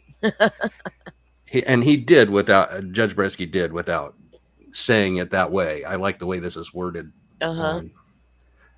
To explain how foolish that is before I can allow you to do that. But I also must allow you to be foolish if you have your mental faculties, and that's your choice. I don't know about her mental faculties. Well, again, does religious fanatic make you mentally incompetent? No. Depends on who you ask, right? Anyway, do you understand your attorney with that, by the way? She was diagnosed with being a religious fanatic, y'all. Right. Okay. And she spent 10 months in Idaho in a mental yeah. ward of some kind, getting better before she was declared competent in that one. Do you understand your attorney rights, Mr. Allen? Yes. And do you wish to be examined to see if you qualify for court-appointed counsel? Do you wish to proceed as your own attorney, or do you wish to have time to see if you can hire an attorney of your own choosing? I wish to hire an attorney of my own choosing at this point. And hadn't Kathy already found one at this point? And, I believe so. And he wasn't notified of this hearing to appear with him. Right. So Rick Allen was unrepresented at this hearing. So even if that guy couldn't take the case on permanently because it was going to be so expensive and so demanding on him, he could have at least showed up and represented him in this hearing. I agree. But he wasn't given notice of it. McClellan did not give notice to that attorney, if I remember the story right. From what I recall, that is exactly what happened. Which should be come up on appeal, right? I believe so. You must retain counsel within 20 days, 20, because there are deadlines for filing motions and raising defenses. And if those deadlines are missed, the legal issues and defenses that could have been raised will be waived or given up. Do you understand that? Yes, sir. When the court found probable cause to support the charging information, it set bond at $20 million cash or corporate surety. This is the first time anyone's heard that, the state included. And so that's what bond has been set at. What? $20 million cash or surety bond, which means he would have to have 10% of that or $2 million to get out. Yeah, and that's run-of-the-mill bail, but or corporate security. This is the first time anyone's heard that, the state included. Okay, gotcha. So that's the highest bond in the history of the state? Yeah, I guess so. Defendant indicated desire to hire an attorney, which is the defendant's choice. We'll now go over the constitutional rights, and then we'll set the matter for omnibus hearing and jury trial. Your constitutional rights are as follows. Mr. Allen, as a defendant charged in a criminal prosecution, you have certain legal and constitutional rights guaranteed to you. You have the right to a speedy public trial by jury in the county in which the offense was allegedly committed, and the court is scheduling that trial for March 20th, 2023, 9 a.m. as a first setting. Did you get that date and time, Mr. McClellan? And Mr. McClellan says, yes, Your Honor. Yes, Your Honor. Okay, so we're going to... Claude says, wait a minute, they charged R.A. with kidnapping initially. True. I thought the murder charge wasn't added until the original defense attorneys were removed. I think the murder charge was already there when they removed Rozzi and Baldwin.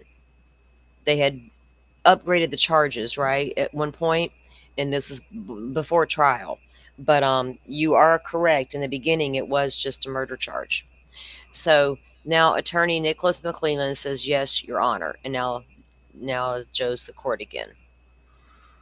And since it is a first setting, March 20th, 2023, the court is setting an omnibus hearing for January 13th, 2023 at 9 a.m. The omnibus hearing is tethered to those deadlines that were referenced previously. Mr. Allen and so counsel certainly must be retained before the omnibus hearing to meet those deadlines. And if you cannot retain counsel for financial reasons, notify the court at your earliest opportunity in writing. Remember that handwritten note that he sent to the judge? Saying I didn't realize it was going to be so expensive and please appoint me representation. Yep. That was after Diener had resigned and they appointed, maybe I can't remember if Diener had resigned yet. I think he had, because this was all happening so fast with this guy in the documents. We'll get down to that for sure. You'll be examined to see if you qualify for court-appointed counsel at the court's earliest opportunity. Your constitutional rights are as follows. Or continue. We talked about the trial. Let me go ahead. We talked about the trial that you're entitled to, and it's been scheduled. You will be presumed innocent unless and until the state proves you guilty beyond a reasonable doubt.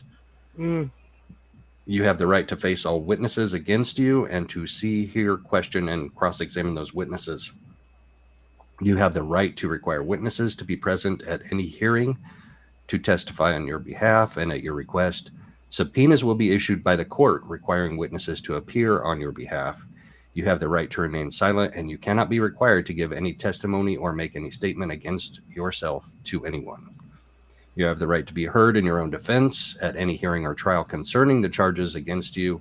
Anything you say, however, may be used against you. Do you have any questions concerning any of the rights I've advised you of? No, sir.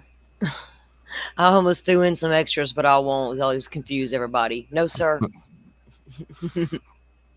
Upon finding probable cause, the court set bail at $20 million cash or corporate surety.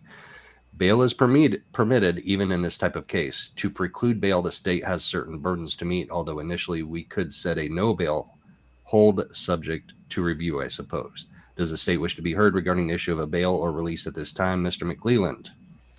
Judge, the state is orally going to move the court to consider putting a no bail warrant on Mr. Allen or consider holding Mr. Allen with no bail. I can follow it up with a written motion if the court prefers that, but I am orally moving for the court to consider that, Judge. The court set bail upon finding probable cause in case the defendant was unable to be brought before the court for an initial hearing, and that has occurred. The court is going to order defendant held without bail pending a formal bail review hearing. Wait, so the court set bail upon finding probable cause in case the defendant was unable to be brought before the court for an initial hearing, and that has occurred. Why was he unable to be brought before the court for an initial hearing? The court set bail finding probable cause in. I don't understand. I don't understand that part either. But here we have this thing that the judge says, Mr. McClelland, do you want to change that from $20 million to no bail? And Mr. McClelland says, yes, I'd like to orally, which is funny he says that. I'd like to orally move the court to make that a no bail. Judge says, oh, okay. No bail. We're changing it to no bail. Yeah. The court is going to order defendant held without bail pending a formal bail review hearing, likely with the assistance of counsel. And so you've been explained your attorney rights, Mr. Allen. Pending $20 million is basically no bail, though, for likely with assistance of counsel. Yes, he's telling Mr. Allen to retain counsel, and then they can have the hearing on bail. Pending omnibus hearing or further bail review hearing, you are going to be held without bond, and the issue of bond can be brought before the court by written motion by either an attorney of your choosing or court-appointed counsel if you qualify, if you are unable to hire an attorney of your choosing. Do you understand the process? Yes, sir. Okay, we've got a trial date, we've got an omnibus date, and if you're unable to hire an attorney, notify the court in writing, and we'll have a similar hearing as we had today to see if you qualify for court-appointed counsel. And then if you do qualify, I imagine we'll address the issue of bail at a formal hearing, but everything is one step at a time in all cases, and even this case. Do you understand that? Yes, sir. All right. Anything further today, Mr. McClelland? No, Your Honor. Thank you. Okay, that'll be the order of the court. We've got the hearing dates and times. You're ordered to appear as ordered. Mr. Allen, that concludes the initial hearing. Thank you. Thank you, Judge. And then that concluded the proceedings at initial hearing conducted October 28th, 2022 in this cause. It's just, I guess maybe he wasn't, like you said, though, he had an attorney. Kathy did hire one, and he wasn't notified of this hearing. All of this was, even when they arrested Rick Allen, it was like kept hush hush for like 2 days. No, it was longer than 2 days. I talked to the Journal and Courier reporter when I was standing in line with him, and the sheriff actually violated the required time period, which is 2 days, to notify people of arrests. And it was 5 days before they notified the public. I thought, for some reason I was thinking 3, but yeah, so it's like up to 5 days, guys, before. And then when they finally did announce the arrest, it took them a minute to unseal the PCA in the case. They wanted to keep that whole thing sealed. Whoops. Yeah, and that court reporter actually filed a complaint with the state board that oversees those type of things, and he was found guilty of violating it, but got like a slap on the wrist, like a warning, don't do it again type of thing. It's the way they did this case from the get-go by sticking him straight into prison, and all the things that they did, it just never made any absolute sense as to why they made some of the decisions. And I get it, we're not law enforcement, may not be privy to a lot of things, but it's just too fishy over in this case. So let me pull the thing back up. Here we go.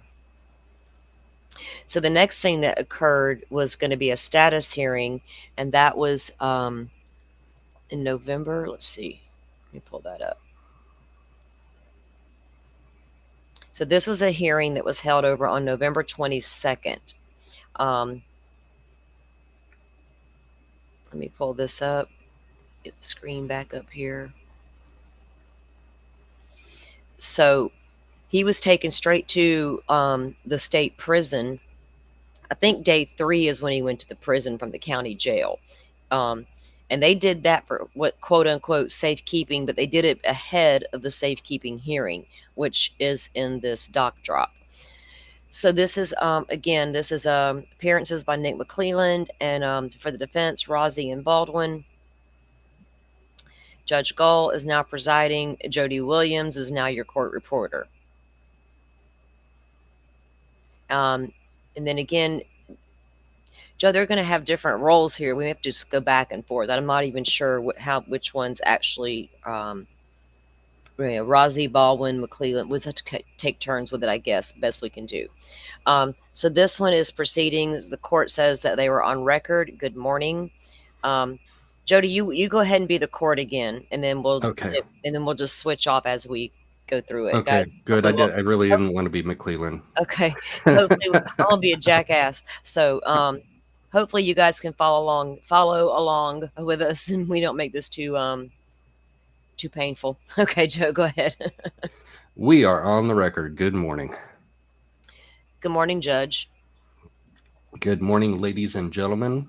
Welcome to Carroll Circuit Court. I'm Judge Gull, though. Oh man, that's two bad options. Both of them stuck.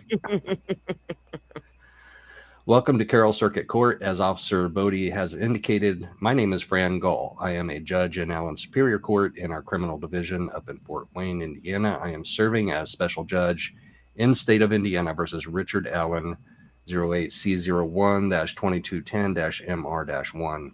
I was appointed November 3rd of this year by the Indiana Supreme Court by Chief Justice Rush. I will... I went up too far. I was appointed November 3rd, Chief Justice Rush. I will show the defendant is here in person with his attorneys, Mr. Bradley Rozzi and Mr. Andrew Baldwin. The state is here by the elected prosecutor. The state is here by the elected prosecutor, Mr. Nicholas McClelland. We are here today on the state's verified request to prohibit public access to a court record that was filed with the court on October 28th of 2022. Before we begin, I would just like. Sorry, my thing will not. There we go. It won't be smooth today. It's not operating properly. Sorry. Before we begin, she's long-winded. Before we begin, I would just like to inform those of you present here in the courtroom of the courthouse management and decorum order that was entered for this hearing November 22nd that I entered with the court on November 18th of 2022.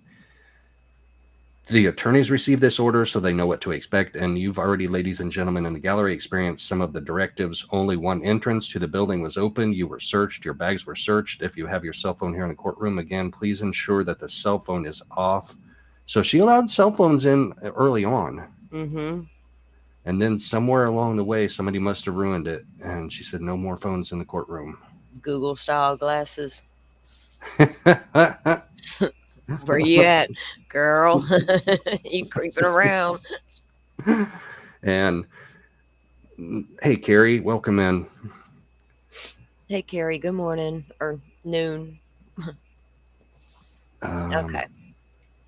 No other electronics are permitted in the courtroom. I will tell you, consistent with my practices in Allen Superior Court, if your phone goes off, I will have it confiscated and it will be destroyed. Damn. Whoa. Not just I'll take it and you'll get it back at the end of the day.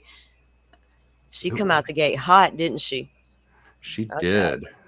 Ladies and gentlemen, please remain seated throughout the proceedings as we go through this hearing this morning. If you must leave, please do so quietly, and please do so with the least amount of disruption possible. Once the hearing is concluded, I would ask that you remain seated until... I did it again. Hold on. Okay. Right, until the party, at the top, second line. Until court has left the court have left the courtroom and courtroom security indicates you may leave. Mr. McClellan, on October 28th of this year, the Carroll Circuit Judge granted your verified request to prohibit public access to a court recorder and ordered the charging information and probable cause and other court documents sealed and deemed to be a confidential court record pending public hearing. That order scheduled November 22nd at 9 a.m. to be that public hearing. Under the Indian Rules of Court, the rules on access to court records that were effective January 1st of this year, the burden is on the state of Indiana to demonstrate by clear and convincing evidence that the requirements of Rule 6, Paragraph A, have been satisfied. Since we're proceeding under the Indiana Rules of Court, the rules of access to court records are not applicable. Wow. Well, skirted right past that, didn't they? The Access to Public Records Act under Indiana Code requires the state to proceed under the rules of trial rules. So we will be proceeding under that. Therefore, no public testimony or comment is necessary, as that is only required under the Access to Public Records Statute Title 5. So, gentlemen, are you ready to proceed? Yes, ma'am. Yes, Your Honor. All right, Mr. McClellan, you may proceed. All right. Okay, let me get it up here. Whoa.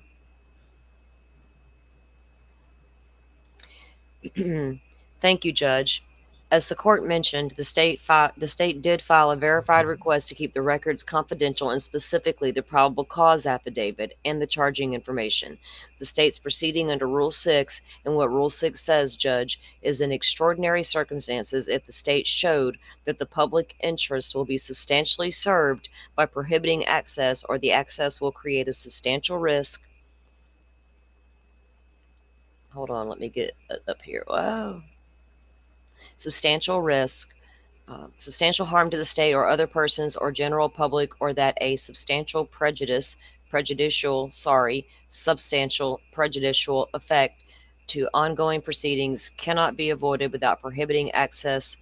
The court can restrict access to those records. As the court said, the burden's on the state.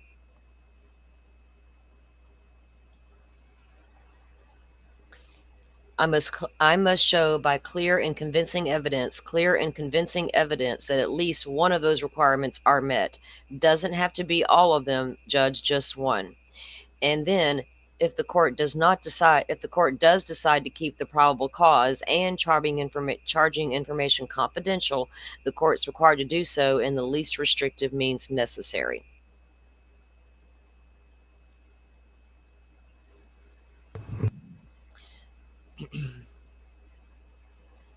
Hang on, guys. I don't know why my little thingy won't let me scroll up and down. I don't want to go side to side. It's not working right. Okay. By restrictive means. So, Judge, in that effect, I have decided to present a couple of exhibits for the court to consider. I've presented those exhibits to the court, and I want to go over those exhibits, Judge. I presented those to the defense. I have in court today as well.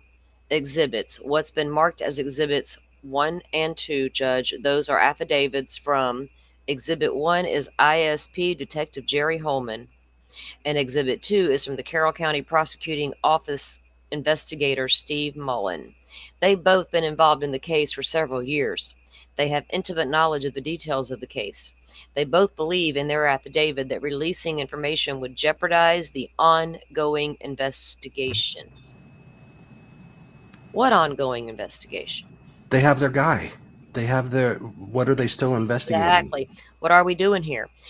The next exhibit, Judge, is State's Exhibit 3. That's a letter from Becky Patty.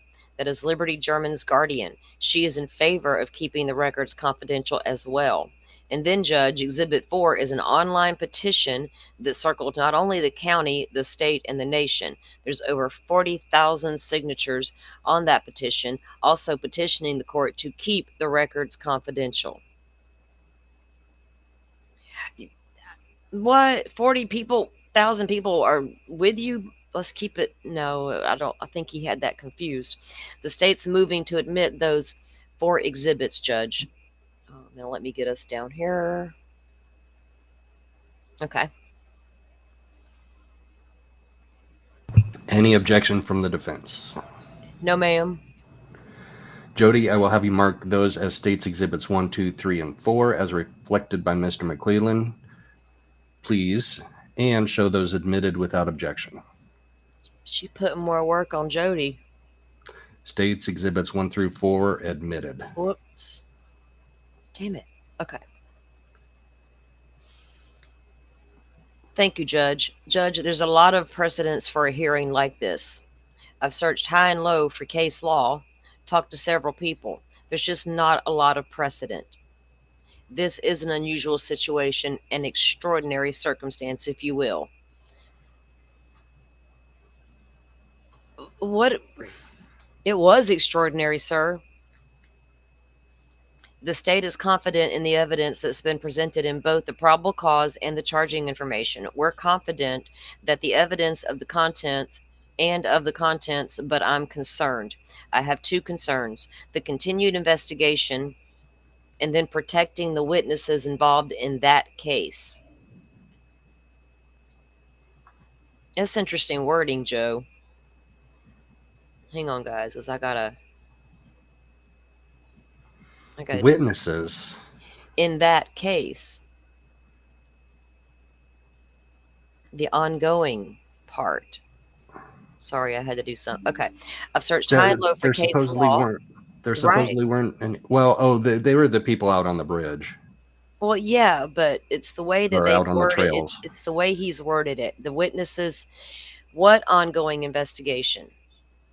I mean, once you arrest the guy 5 years later, yeah, you're going to go back and revisit the people who were there that gave you original information. That's normal, but that's the way he's wording it. There's still an ongoing investigation into what?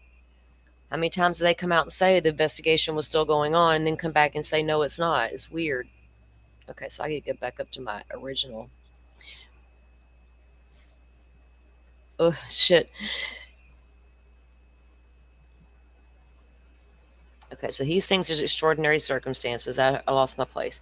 Sir, by prohibiting access or the access will create a substantial risk of substantial harm to the state or other persons or the general public, or that a substantial prejudicial effect to ongoing proceedings cannot be avoided without prohibiting access. The court can restrict access to those records. Page 5. As the court said, the burden's on the state. I must show by clear and convincing evidence, at least one of those. This is where I was at earlier. See, guys, I'm sorry, I got messed up. I presented those exhibits to the court, and I want to go over those exhibits. I presented those to the defense and to the court as well. Then he went into marking. Okay, and go a bit down further. I'll see what I did. Yeah. Okay. They have intimate knowledge. The next exhibit, Judge, is State's Exhibit 3. That's a letter from Becky Patty. So they entered the exhibits. Let me go down here to page this one. All right, now, and you already asked me if there was any objections, right? And then right, you were down in this next paragraph. Okay. State's Exhibit 1 through 4 were admitted, and I was reading from here, right? When I got sidetracked. I have two concerns: a continued investigation and then protecting the witnesses involved in that case. Judge, those are my two main concerns. No, he didn't say this case. It's weird. It's my job as the prosecutor, in part at least, to enforce the law in an effort to protect the community. It is in the public interest for me to enforce that law to protect the community. The first concern talks about the integrity of investigation, and I think that falls under the public interest factor and consideration for the court. This is still a very ongoing investigation.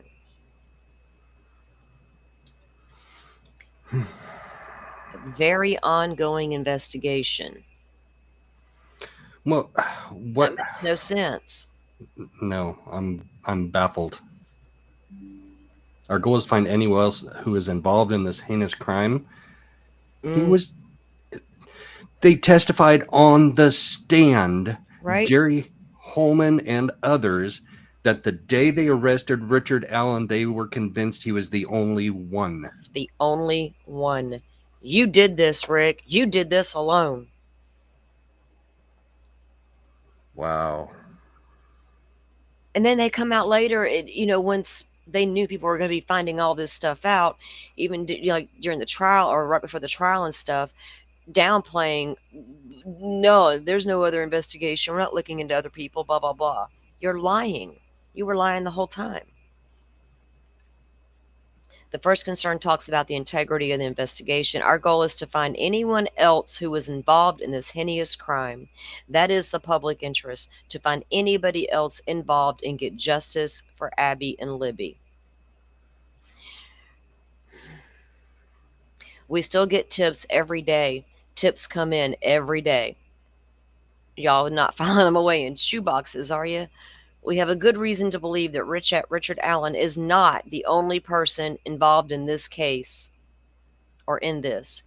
What good reason?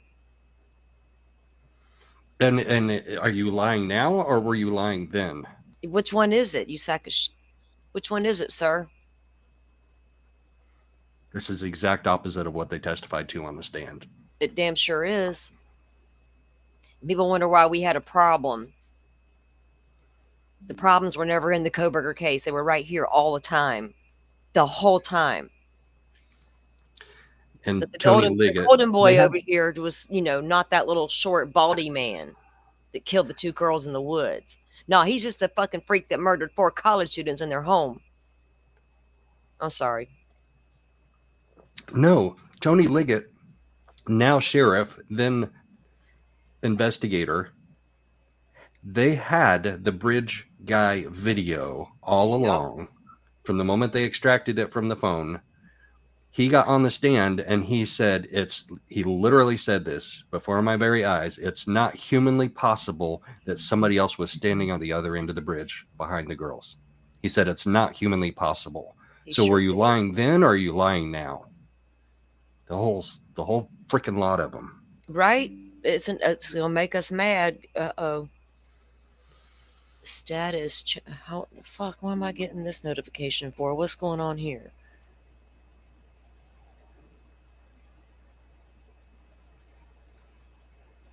Just got a notification reinforcing that they do have the hearing set for the 23rd at 9 a.m. for Kohberger. Joe, this is unbelievable that we're reading some of this like this. You know what I mean? And knowing what we know and what was said in court, and then going back to this, in the way they're wording this stuff, this is still a very ongoing investigation. Our goal is to find anyone else who was involved in this heinous crime. We have good reason to believe that Richard Allen is not the only person.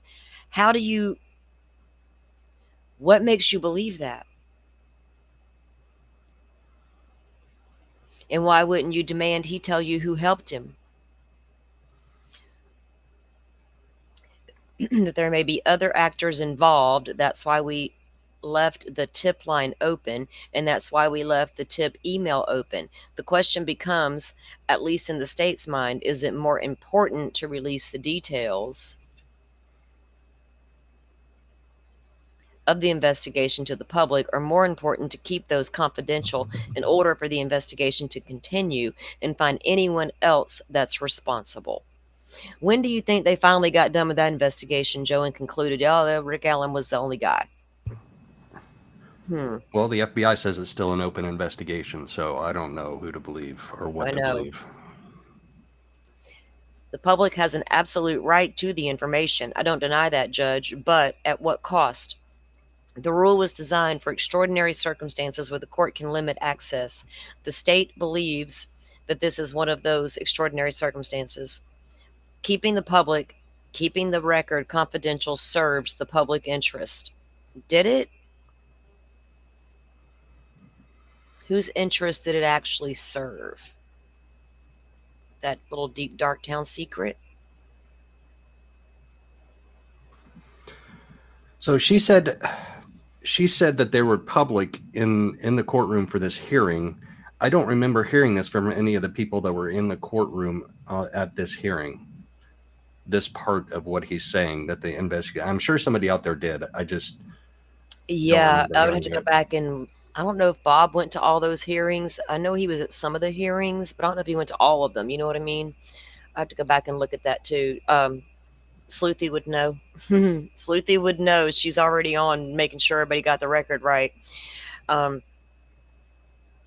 I don't deny that, Judge, but at what cost? The rule was designed for extraordinary circumstances where the court can limit that access. The state believes that this is one of those extraordinary circumstances. Keeping the record confidential serves the public interest. It puts the investigation in the best position possible to determine if anyone else was involved. It is in the best interest of the public that the investigation find anyone else involved. Now, granted, this was 5 years after those little girls were killed, and they still don't know who did it and how many were involved. Happy birthday, Butterfly. You joined the party. Birthday bash for Butterfly. Everybody send her birthday wishes. She's back from her breakfast. All right, let me pull this up where I can. The second part that I'm concerned about, Judge, is the safety of the witnesses and other people involved in the case. We have seen the extraordinary lengths the media has gone to in order to get the next soundbite or the next clip for their broadcast. We are a society of people that has to know right now. Social media. Society with our bloodlust. Exactly. It's all our fault with our bloodlust because we want to know what you know. Social media, Facebook, Instagram. We want all the information right now, immediately. The media has went to great bounds to interview anybody involved with this case. Mr. Allen's wife, Mr. Allen's old neighbors in Mexico, they've stalked out his house. They went to the extraordinary circumstances to get anything they can involved in the case. You talking about Murder Sheet? Because back then, those were the only ones really. Nobody was really looking into this yet until y'all decided to keep a PCA seal, and we're like, what are you doing? Even by Richard Allen's own admissions, a letter to the court asking for a public defender, they forced his wife to move and abandon their home. We also know the prior Judge Diener recused himself by his own admissions to an email to the court judicial staff and had concerns for his safety and for his staff due to the facts surrounding the arrest. Now, the problem is there were no facts surrounding the arrest 5 years later. All people wanted to do was ask you some questions about the guy and about the investigation. They didn't want to answer a damn solid question. Not one. It is common for people to come and ask questions, Mr. McClellan. Aren't you a trial attorney? And so the state believes these are real concerns for the witnesses and the people involved in this case. Look at the amount of security we've here today, Judge. That was your own little dog and pony show, sir. We don't have a lot of security in Carroll County, but I can tell you my tenure here, I've never seen the display of law enforcement that we have here today. This is a highly publicized case. We've had countless meetings over the past months about security, how to get Mr. Allen in here for the safety of everybody involved in the case.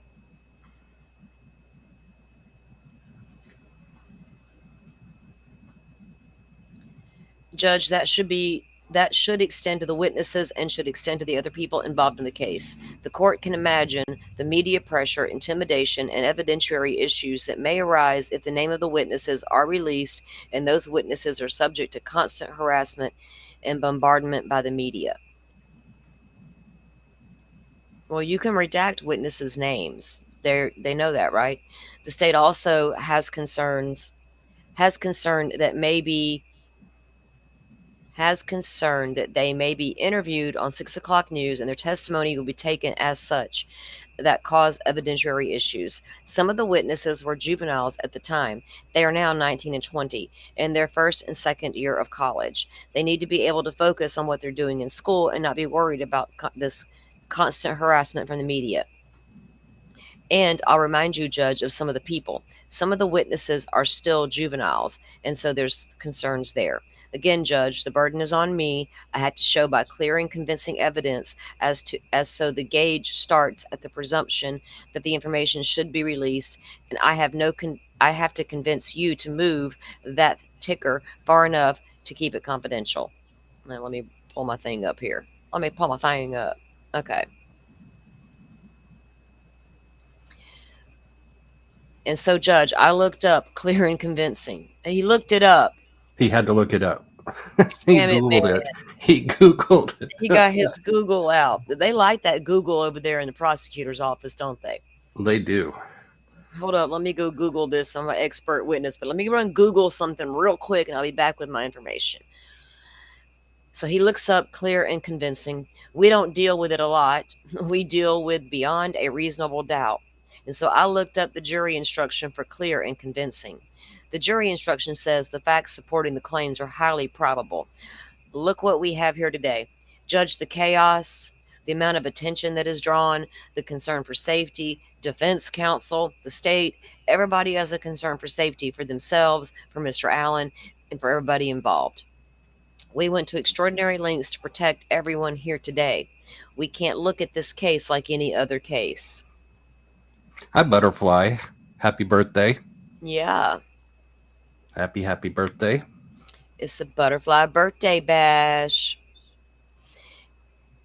I hope you had a great breakfast. This is an extraordinary case. It is by its nature.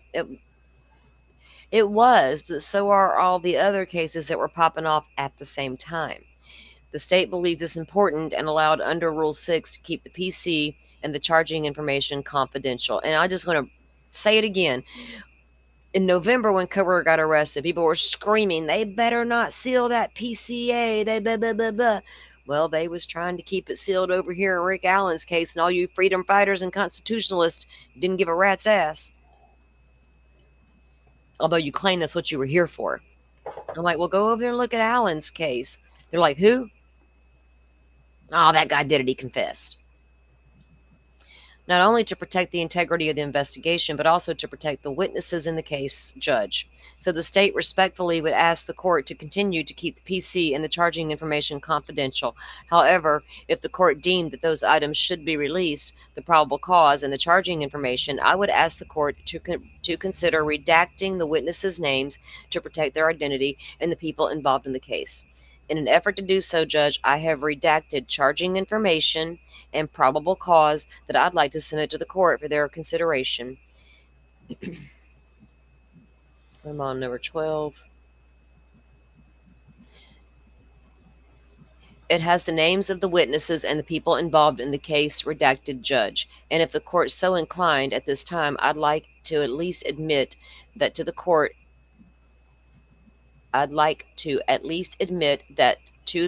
not as an exhibit, but as for consideration for court to consider a redacted version. as opposed to releasing the entire document. Any objection, gentlemen? No, ma'am. Okay, thank you. I won't mark this as an exhibit. This will be my work product, so it's not available to anybody other than myself and my staff.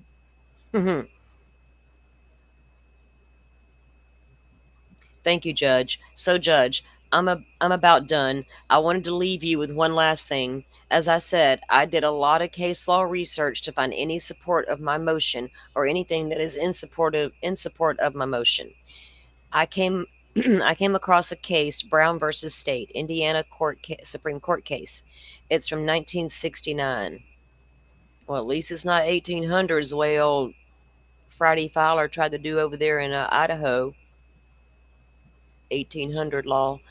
1969. It's old, but I wanted to read you a quote from that case because it kind of hit home dealing with the circumstances that we have here today. A case in 1969 was similar to this case with the amount of media attention and stuff.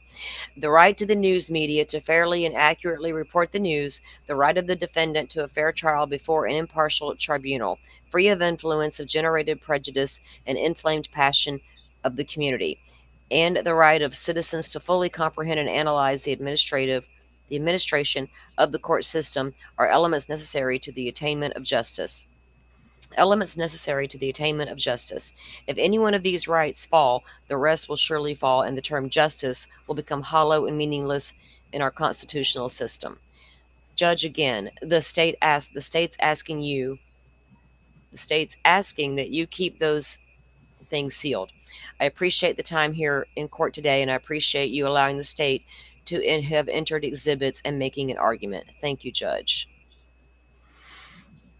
Thank you, Mr. McClelland. Mr. Rosie, do you want me to read him? Because yeah, these ahead. Arguments are long. Yeah, go ahead. Thank you, Nick. Judge, let me start by saying that Mr. Allen, in this case, seeks transparency.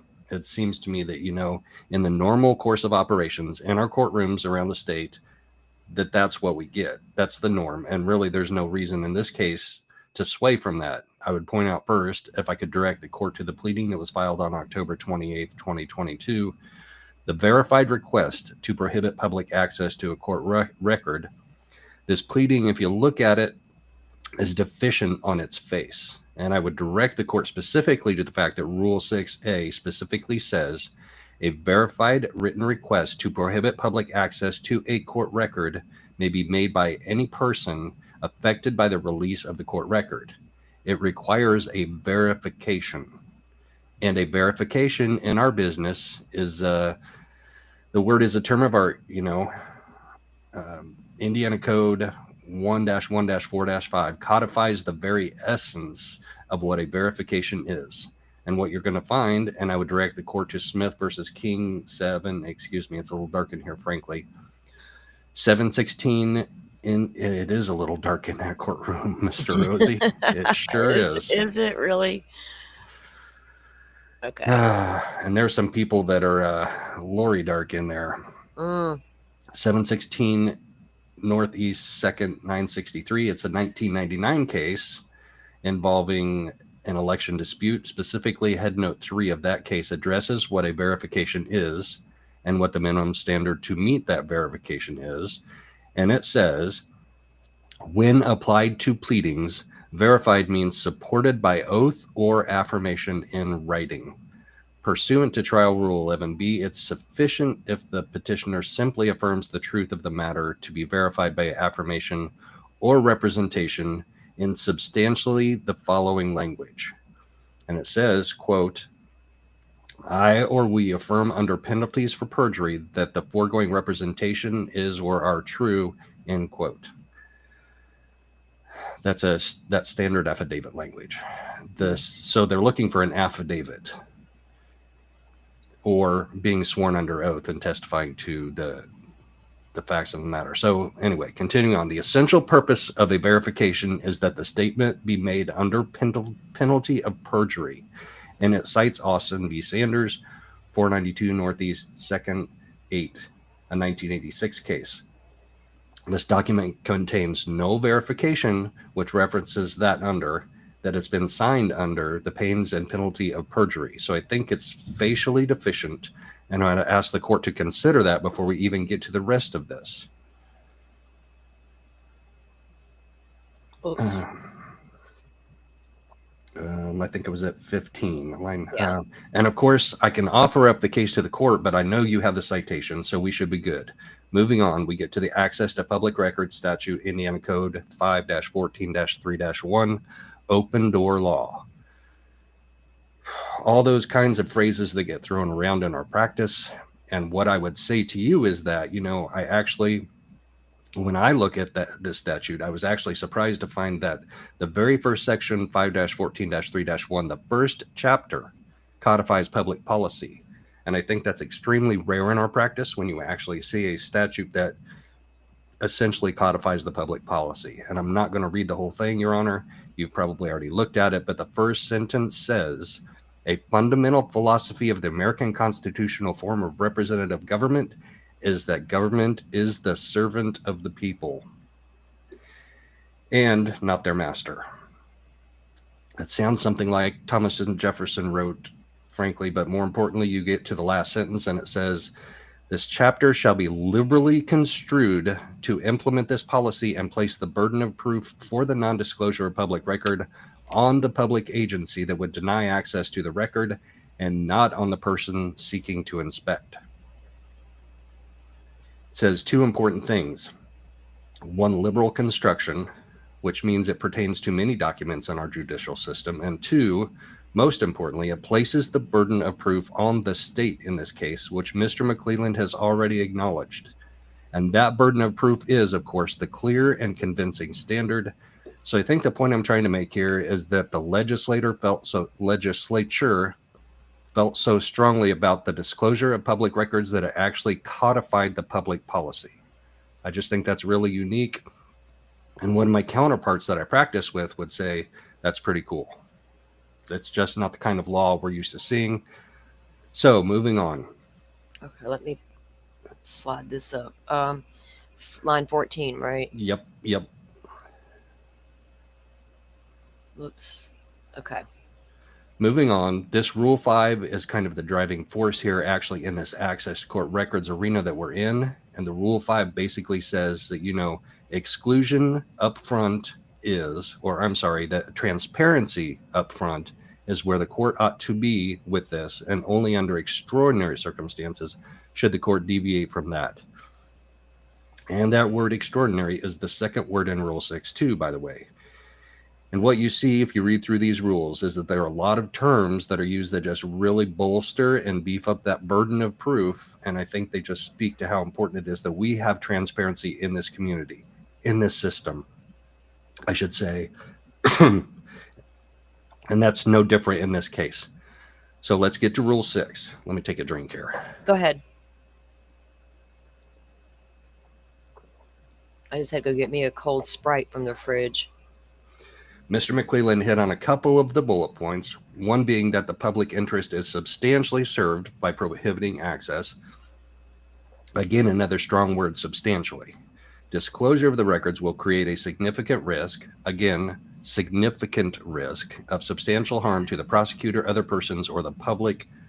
Disclosure will work some prejudicial effect on the ongoing proceedings. So all strong words, again, consistent with a clear and convincing standard. This sounds like a speech in law school. I know. 5. So all strong words, again, consistent. Let's touch on first one specifically. Will the public interest be substantially served by limiting access? And Mr. Allen's position is no, it will not. It's exactly the opposite. This is a case where the crime occurred over 5 years ago. It's taken almost 6 years for an arrest to be made. Time and public resources have been exhausted over that scope of time. Those are almost impossible to quantify, and any secrecy involved in this investigation, in my opinion, and Mr. Allen's opinion, has done nothing but increase the hype and public interest. Yep. Yeah, that's all it did. by keeping a gag. Pokemon, yeah, I got Sprite because I'm not feeling that great. I've had so much caffeine this morning, but yeah, I had to slip a Sprite in. Line 12. Okay, let me slide this up for you. Let me get it on up there. Oh, come on, little thingy. Okay, there we go. Increase the hype and public interest. I mean, it's the idea that the public has known very little is what has caused, all this attention to occur. And so by continuing that pattern or allowing the state to maintain this confidentiality, I think we're just perpetuating the problem. Mm-hmm. This is a good argument. Yeah, I agree. Especially looking in hindsight to where it was back then and where it grew from after that, and the lack of access to the evidence by the public, the lack of access to the transcripts by the public. Mm-hmm. All of it. Yeah. They began to dance in the dark from day one. And they quietly did it while all eyes were on Idaho. And you don't think they weren't loving that? That Kohberger guy's getting all the attention until a few YouTubers were like, wait, what? We just read some documents and wait, what? Yeah. My suggestion is that the opposite would happen if you unseal the records. And that is to say that the public can see the truth regarding the facts that support the allegations in this case. And they can see where the expenditure of their tax dollars has gone. And, Mr. McClelland talks about the second prong here, and that the release of records would create a significant risk of substantial harm to the prosecutor, other persons, or the public. I may have to go. I think somebody's at the door that I was expecting a delivery. Yeah, that's fine. You gave me a heads up on that. Joe's got something going on there, guys, so I'll take up the reading right here. At this point, I don't want to sound flippant, but what's the risk? I mean, we've all just walked in here today, with security and the right safeguards in place, and we're fine. There are a few juveniles referenced in the affidavit, and I do understand that they may play a little bit larger role in the court's opinion today. Just try to protect those individuals and, frankly, Mr. Allen. Hang on, let me get this up here. Frankly, Mr. Allen, the defense doesn't have any problem with redacting some names of witnesses and things of that nature that do. That might serve a purpose, but I haven't heard and nor have I seen any of these exhibits that were introduced by the state and actual references or appreciable threats that have occurred. So he hasn't seen proof they even had any threats. In other words, we didn't hear John Doe or, Jane Doe come in here today and tell you that they received a phone call from an anonymous person last week, a threat on their life. I haven't heard an officer say that he or she their lives have been threatened. I think a lot of this is just driven by the social media aspect of this. You can go on Facebook any day of the week and find somebody threatening somebody. Boy, that's true. Facebook, that pretty polished place we all pretend we're normal and happy and beautiful lives, but we're really mean to one another. It's like, that's a weird place.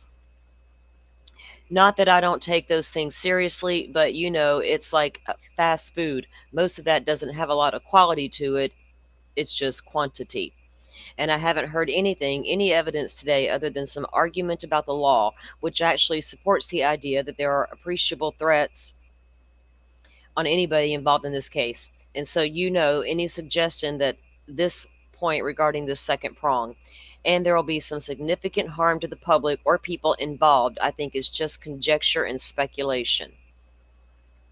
Literally, I didn't see anybody out there screaming they were being harassed or being scared. Not one time in this whole case. Not in 5 damn years. Moving on, there's a practical problem here too. And the practical problem is if the court orders these records to remain confidential, we're going to be forced to walk into this courtroom and delicately dance through all the factual scenarios in the case. That's true, because the public's going to be sitting behind us, and that doesn't seem to make any sense. It seems to make things more difficult. Like if you go into a hearing and there's a gag order in place, and you got to watch your words carefully. So Ann Taylor was letting little bits slip out here and there. You're going to have people reading between the lines. All this stuff's going to go down in print, and then you're going to have all these, the public trying to decipher what we did and didn't say. Boy, is that true. We'll analyze the shit out of it and didn't say in what we're inferring to or inferring. And, it makes our job way more difficult. I would argue that it's going to make Mr. McClelland's job more difficult. We do talk about law and facts in a bond hearing. We've got a bond motion pending. We do talk about law and facts in a suppression hearing. We do talk about law and facts in a hearing on change of venue. All those things which are pretty customary in cases like this. The public would be sitting right here the whole time, and so it doesn't make any sense practically either. And I'll just finish with this. The burden again, we've talked about the clear and convincing evidence. I haven't gone back and counted. I didn't, I wish they wouldn't say that all the time, do any internet searches before I came here today. But over the last 5 years, I have some very ingrained memories of state police press conferences in this community. Boy, don't we all. Uh-oh. I lost my place, guys. Hold on.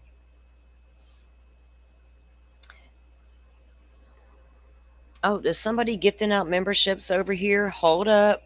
Forrest Nelson coming in hot with 10 memberships. Thank you, Forrest. Quad, Susie, Gina, Elsie, Passenger, Armageddon.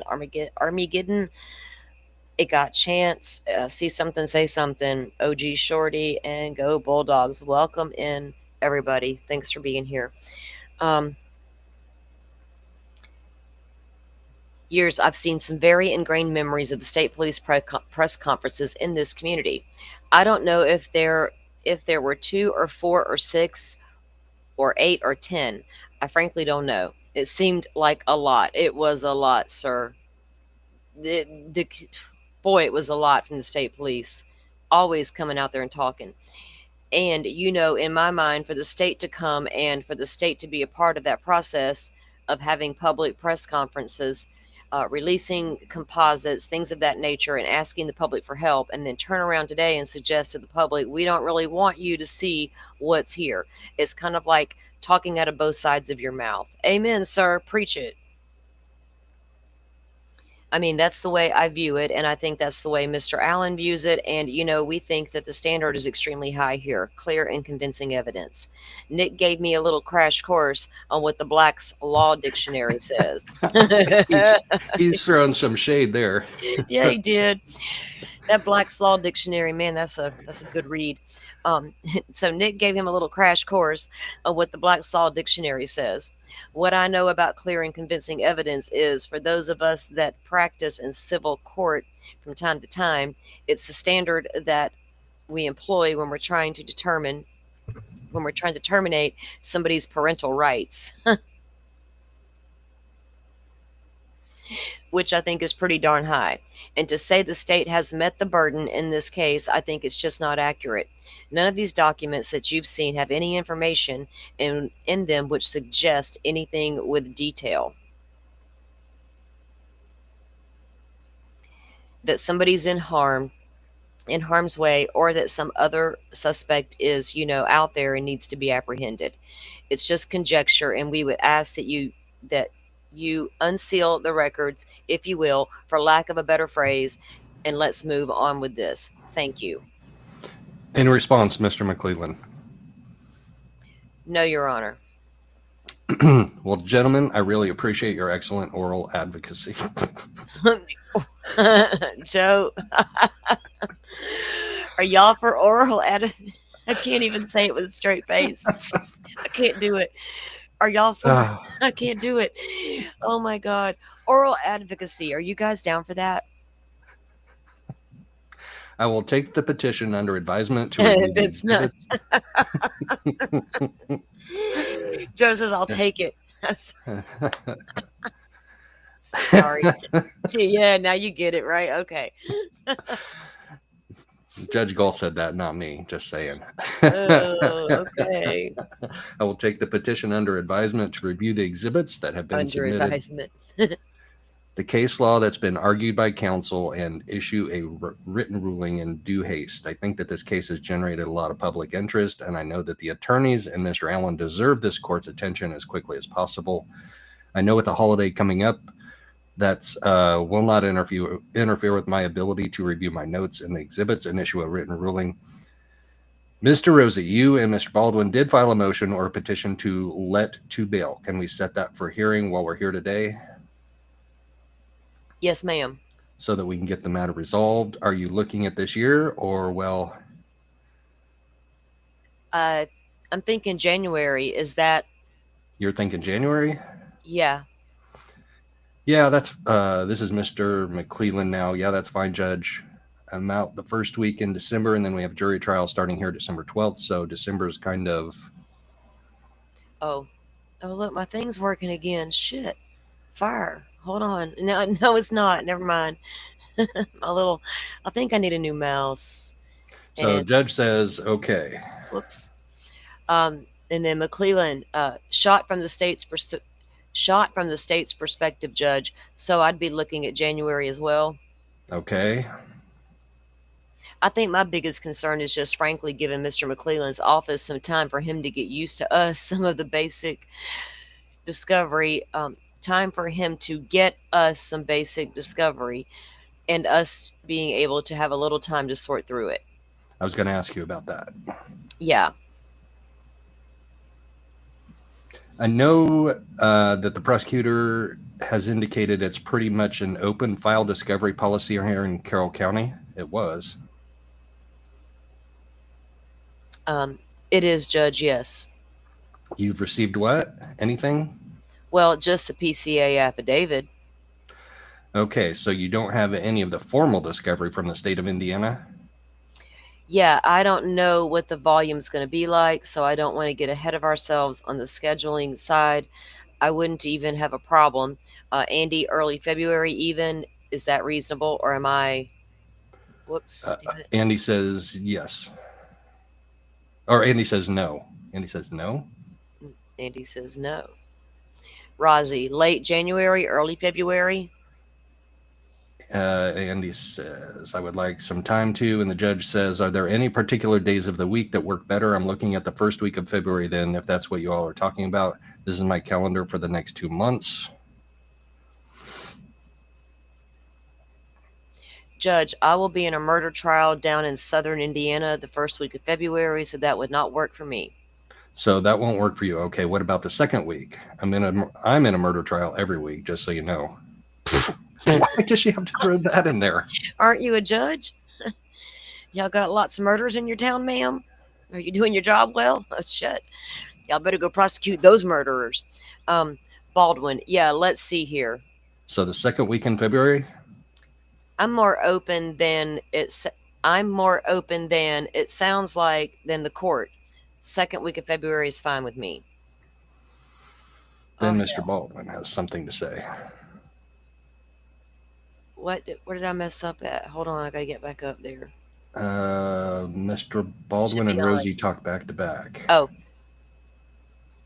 Baldwin, I not knowing how long that trial is gonna last, if we're gonna do the second week, I'd prefer like the 10th. It should be completed by then. I'd hate to continue it. Okay, I was looking, so you're looking at the first full week, the 10th? Friday? You're saying the 10th? Right.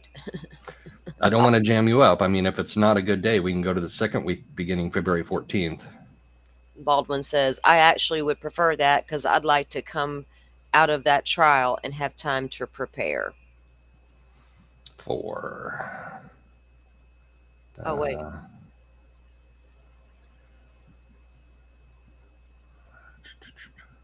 And have time to prepare for. Okay. The hearing. I appreciate it. Of course, I also have another murder trial scheduled that week, but I don't think that's going to go. So what about February 17th? Will it take all day? Oh, wait. Yeah. Is that fair? Half a day? I think we should set the day aside. The day? just to be until we get off and running here and we have a better idea of kind of how quick the lawyers work and that type of stuff. Okay. I'm okay on the 17th. Nick? Nick says that's fine. And Baldwin replies, yes. All right, February 17th. Can we start like at 10? That way my staff and I don't have to get up that early. What? She's complaining about having to get up early to go to a hearing for a murder, preparing for a murder trial. My intent is to have as many hearings here in Carroll County as possible. I have no idea what the calendar looks like for sitting judge. Okay, I can, yeah. Because she didn't want to travel from Allen all the way. Yeah, it's a good 2.5 hour drive. Yeah, so gotcha. Depending on where she lives in Allen County. So I'm okay with that. Yeah, we get it. I forgot about that travel time. We'll be fair when we need to be fair, Joe, won't we? We'll try. So Mr. Rosie says, sure. Yeah, I'm sorry, sure. And then Cleland says, we don't have anything on that date as of now, Judge. Okay, as of now. I have the court calendar. Now that obviously is subject to change, but right now there's nothing set for that day.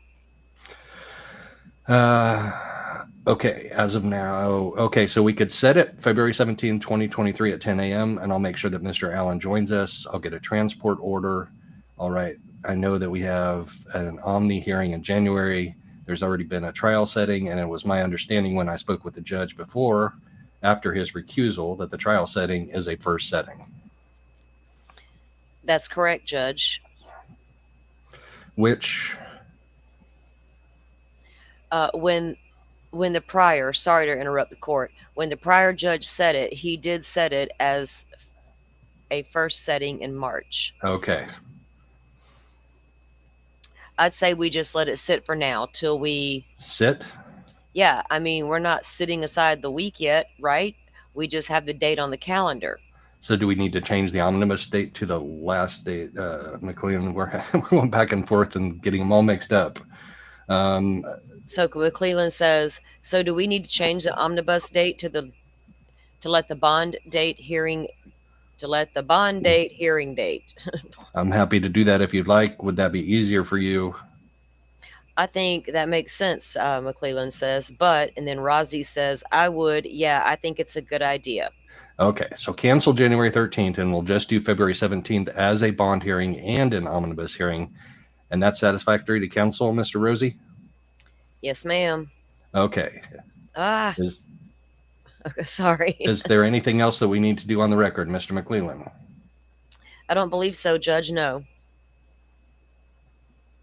Did Mr. Rosie? Rozzy says, nope. We're going to need to get some extra players up here. Okay. Nope. All right. Thank you, gentlemen. All right. Thank you. Ladies and gentlemen, as I indicated, if you would all remain seated until the parties and Mr. Allen have been removed from the courtroom. All right. So that concludes the proceedings that were held on November 22nd in the cause to keep their PCA sealed or redacted. And they eventually did release the PCA with redactions. And then we read it and we were like, what evidence do you have? Where is it? It got some guns from the man's house that possibly match a bullet, or a gun from the man's house, and that was literally all they had, other than a sketch or two. At that time, just one sketch. The other one came about 2 years later, and they had a bridge guy video.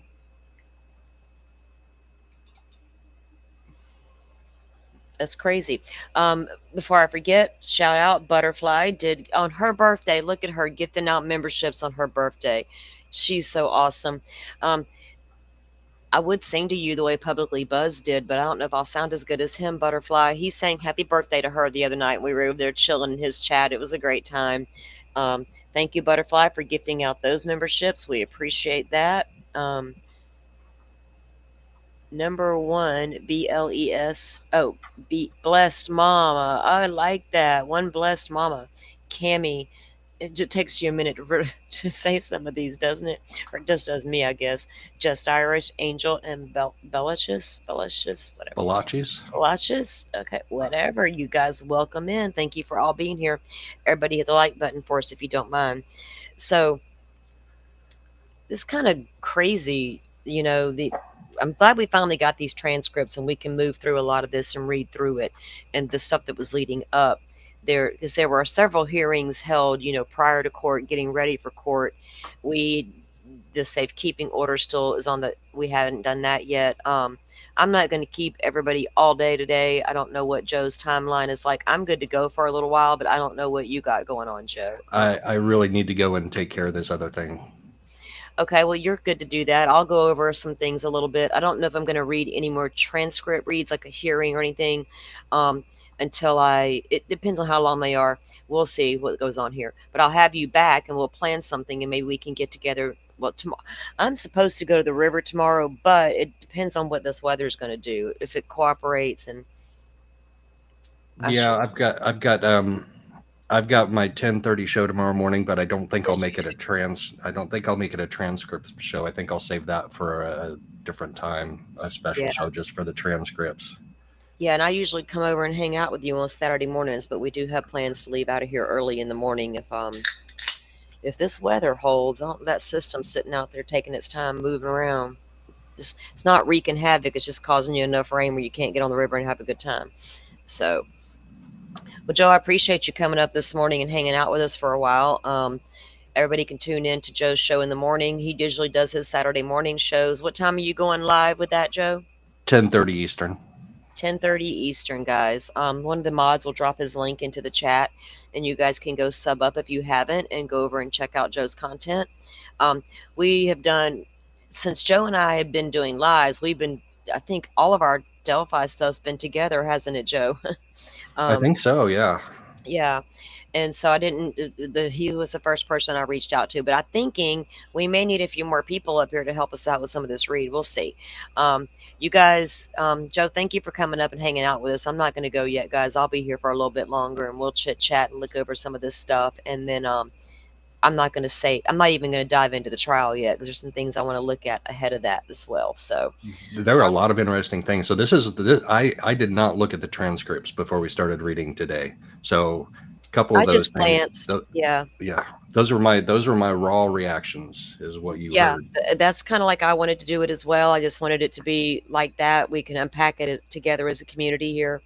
I skimmed over some of it just to see what's what in each PDF, but that's about as far as I went. Then I just you know what? I don't need to read this twice. I'll wait and read it when we get on the show and everybody can be a part of it. So we'll continue the read through, guys, and I'll get back up with Joe. Maybe we can pop off a Sunday show. It just depends on Joe's schedule and what I got going on to knock some of this out of the way. You know what I mean? So because I'm going to be busy all week doing this, I guess, because there's a lot to unpack here. Go ahead. There is, and it's going to take a while to get through all of it. And Oh, definitely. There's going to be no rush because I don't want to just go through it as quickly as can. There's going to be things I know we're going to want to discuss along the way. So we'll do it and do it properly. But thanks for coming up, Joe. I hope you get everything taken care of that's got to be taken care of today. Thanks for having me up here, Rachel. To answer your question, I believe I'm leaving on Monday for Arizona, for Phoenix. We got sentencing, right? Sentencing on Friday. I got my Airbnb for Wednesday. So that'll be about good timing to leave it early Monday and get there late Wednesday. We got Kohberger sentencing the 23rd and Lori on the 25th. Yeah. Okay. Busy week. But wrapping up a couple big cases. Yeah, I need to I think I have it on my calendar, but I'm not positive about Lori's sentencing date. It usually will remind me, but let me just make a note just in case. All right, and you're planning on going there, boots on the ground, for that hearing? Yeah, as well? And Kresh is going to be there, and her, I think he's a boyfriend, Jason, is going to be there, and Megan is going to be there, and obviously Kay and a whole bunch of other people, and then Brandon's family is going to be there too because it's sentencing for two trials. Right, because they put off sentencing for Charles case to coincide with Brandon's sentencing, right? They've completed both Yep. cases before doing sentencing, and so she's getting sentenced for both cases on that day, correct? Yep. All right. Well, we will definitely be tuning in here on the show for that. And the Hawkeyes asked me about my other case, the one that's going on in the Panhandle of Oklahoma. I may swing back through there on my way there or on my way back, and I may have some big news coming out later next week. We'll see how that pans out. Yeah, we'll definitely stay tuned for that, for your updates on that case. Butterflies reminding you to take your snacks and your water, Joe. Okay. I got that routine pretty well down pat for those 2 trials. Going there every day. I had to have that stuff. And I figured out what I could get through security and what I couldn't get through security. All right. Well, thanks for having me up here. Oh, you're welcome. You don't want to get thrown out for security reasons. I always appreciate you coming up and hanging out with us. Veruca, is that the way you pronounce your name, hun? It was nice meeting you. Thank you for coming in and hanging out with us. Joe, go enjoy your day, get all your work done so you can have a good weekend, and we'll if I have bad weather, I'll see you in the morning. If not, I'll have to see you maybe on Sunday.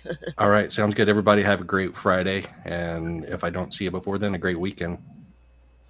All right. See you later, Joe. Butterfly, y'all are awesome. Best mods ever. Forest, Pokemon, oh, look at you guys.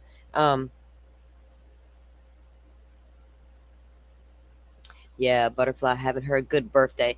All right, guys. So let me pull up something here. Like we were saying, there's a lot to unpack with the Delphi transcripts, and there's several channels. They're out there, and let me just say, these are public records, right? And they were finally released, but the people who had the FOIA request in and got them, they did not hesitate to put these into Google Drives and give them to everybody to have access to. So criminality, All Eyes, Sleuthy Goosey, all the things you guys are out there doing and been doing, we appreciate the efforts. We really do. And the fact that they don't come out and show you a document and read it, but never drop a link to it or offer it or anything like that. This is ridiculous, right? So shout out to these women who have put all this together and worked diligently to try to get it. And now everybody has access to it. So all the channels that cover Delphi will be covering this. So it'll be cool to bounce around over the weekend and see who's doing. I think Allie and Bob started a read last night. I didn't get to watch it. My Wi-Fi, man, I have T-Mobile phone service and home Wi-Fi. My son, he has a different phone. I don't even know who his carrier is on his phone, but my Wi-Fi went down. My phone service went down. It was like I had like 3 hours of nothing. And then I couldn't watch TV. I couldn't get on my phone. I couldn't read a document. I couldn't do nothing. I was like, what am I going to do? I'm bored. Then I reminded myself, oh yeah, my son could hotspot my phone. So I made him do that so I could watch YouTube. But today everything's flowing really well. But I was down for a little while last night. But I did start Sleuthy will be that's right. Thank you for reminding me on Feral Friday, Forrest. Thank you for the reminder. Sleuthy will be co-hosting tonight with Publicly Buzzed over on Feral Friday. It's been a minute since Sleuthy's been there. When he was talking about it the other day on his show, he's like, he let it out of the bag that it was a woman coming on that hasn't been on in a long time. I knew he was talking about Sleuthy because she used to come up and hang all the time. Yeah, Florida, you should always be able, right, to get these documents, and they shouldn't cost. Oh, I don't even have a contract with T-Mobile. I'm a pay-as-you-go person, and I'll tell you why. I will never, ever buy a phone contract. Ever from anybody. I don't care what you tell me they offer me. I don't care.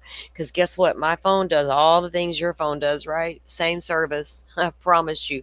I got mad whenever something happened in my family and I had to go to Gainesville way back in the day, and roaming and all that was still a big thing. And Verizon wanted to stick me with over $2,000 worth of phone bill during a tragedy. I told them right where to shove their $2,000 bill. I never looked back.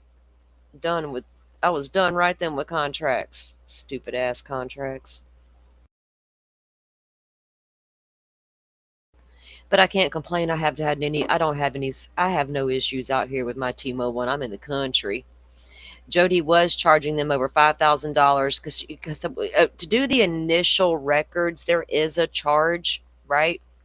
After that, there's usually not. Once they're starting to give out, they're going to be given out free. Like they'll just be in FOIA dumps and things like that.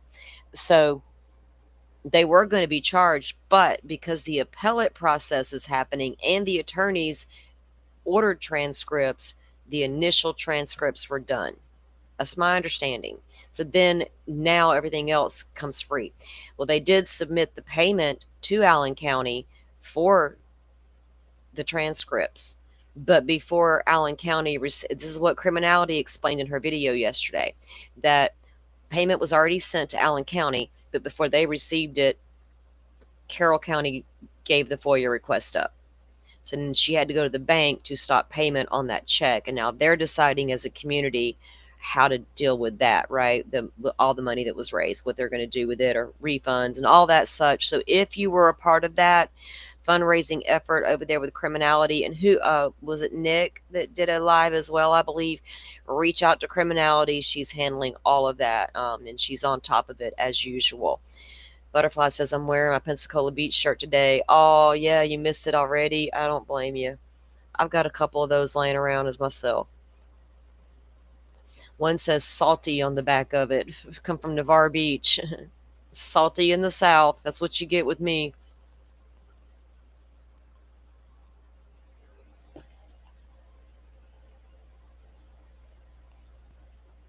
So yeah, it's a good thing they didn't have to pay almost $5,000, right? They were sure going to pay it though. I mean, people were willing to do what they had to do to get these transcripts so that we couldn't be duped anymore, or finally get to see it in the light. If flashlight, if that maybe it's a flashlight view we're getting. It never made sense to do any of this in the dark. I don't know what this one is, and I was curious. It's the title of the drive in this particular one is called Ambush. And oh, I see, she's got the in-chambers hearing, which we did get those transcripts a long time ago when they had a hearing when the judge decided all of a sudden, we're going to have an in-camera hearing, and then she comes out and she's like, oh wait, never mind. I'm firing these attorneys. I'm going to fire the defendant's attorneys simply because I don't like them. We ended up finally getting transcripts on that.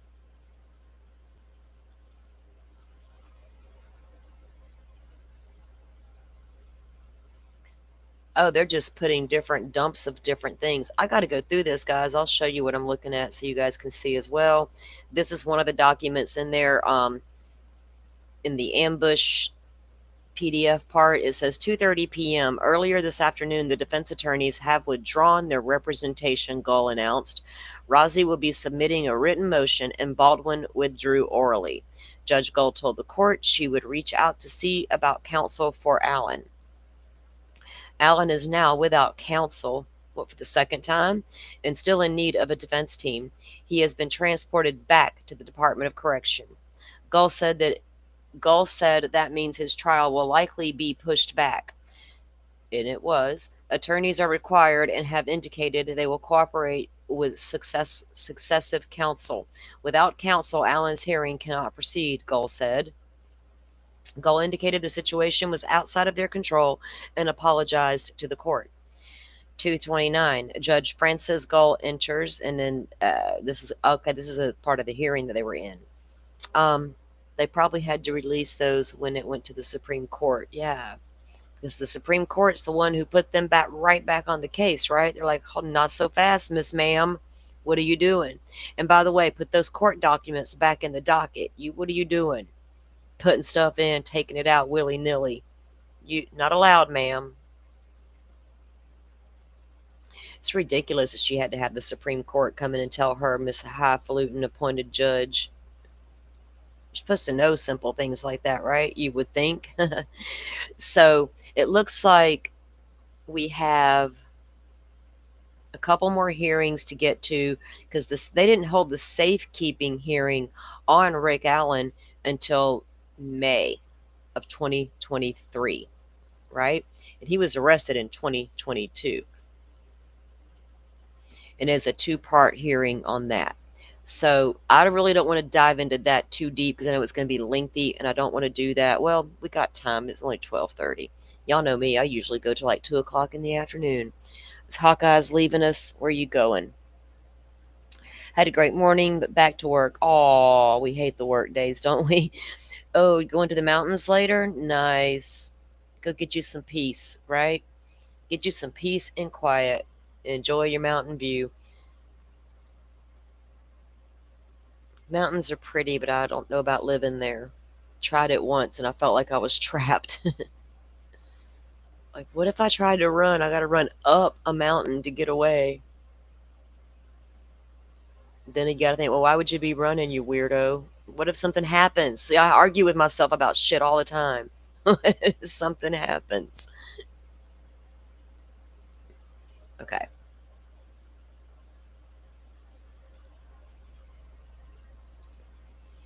Okay, let me just pull this up and show you guys what this actually looks like. And this is, like I said, this is the one, the Google Drive that Criminality posted. I can drop the link into the community tab. I got to go get it out of my Discord, and if I do all that, it's going to mess us up. Okay, so status hearing, remote. That was remotely held.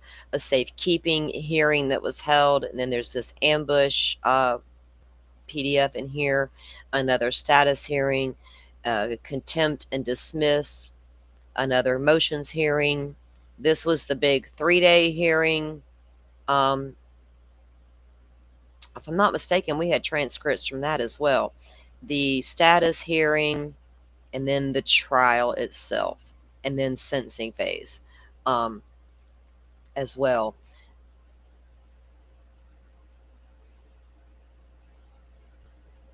Pokemon, you were all out of sorts without the mountains, right? I get, because it's all what you're used to. I don't know. My 18-year-old is in love with mountains and stuff like that, and he went to West Virginia recently, and he came back, and I'm like, this kid is going to leave me. He is going to leave the Gulf Coast and head straight for that mountain. Part of it because the girl's there, but the rest of it he really enjoyed when he really liked it up there. He got back home. He's like, the minute I got off the plane, the humidity hit me. I'm like, well, sorry, but Butterfly's tired of the city life. Yeah, it could be draining, right?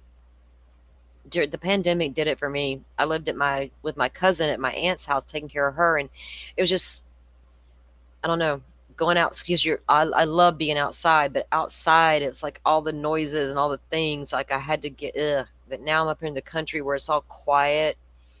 It's a pain in the butt occasionally when I'm hungry and want to DoorDash and can't, but I'd rather walk out back where it's nice and quiet. Yeah, he can go live by Steve, right? I can send him up there and be like, you're safe up there, baby. You got a big mountain man on your side. I can direct him to go to that mountain man. Yeah, he really enjoyed it up there. His little girlfriend's family moved up there. He's going to visit her here again soon. Ugh, these kids. Too much peopling. I can't people that much. It got worse over the years.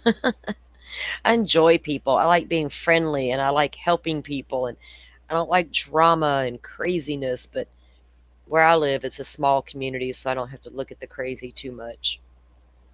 I try not to venture off into them big places if I don't have to.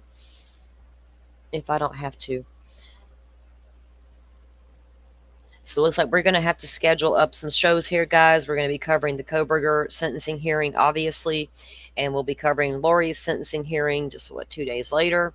So we'll have those 2 hearings to get on the books for next week. Let me see what this is. What is this?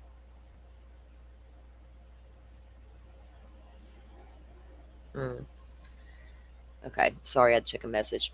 Okay, so, and we'll be waiting on that stuff to happen, and we'll get those out there. Let me check something really quick. Let me look for something, and then we're gonna...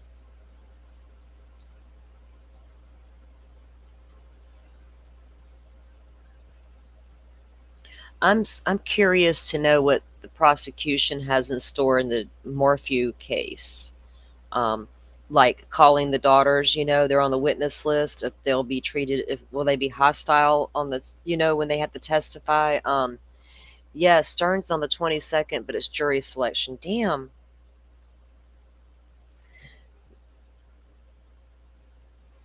You think we'll get that far? I wonder. Like I said, guys, I checked. Let me go check his shit. I checked his docket this morning because it's waiting to see if they're going to pop off with a plea deal.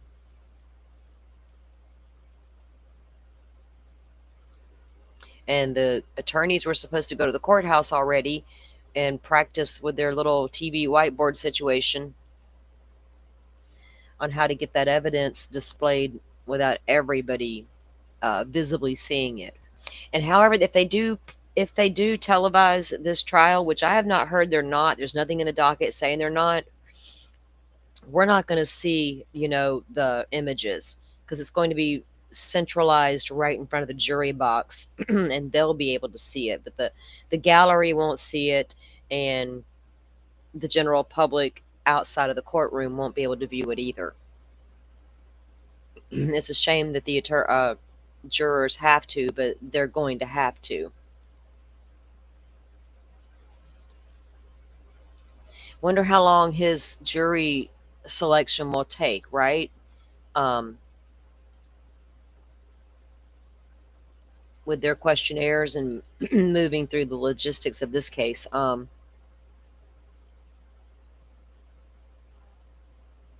Oh, Pokemon, you're going to go be some boots on the ground? You better hit me up, girlfriend. Look at that. Morphew, I'm going to take a road trip to Salida, narrowing down dates. It's what I want for my birthday. Yeah, hell yeah, another birthday. When's your birthday, Pokemon? When your birthday coming? So let's see. Uh-oh. I feel like my internet just went awry on me. Did I just have some issues? Give Barry a kick for Forrest, right? Square off in his ass.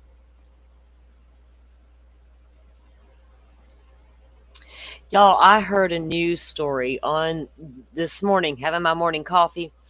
I'm sitting here like I usually do, just going over the YouTubes, whatever, news, different things. And there was a story that I don't know. It's kind of like weird. It's just weird.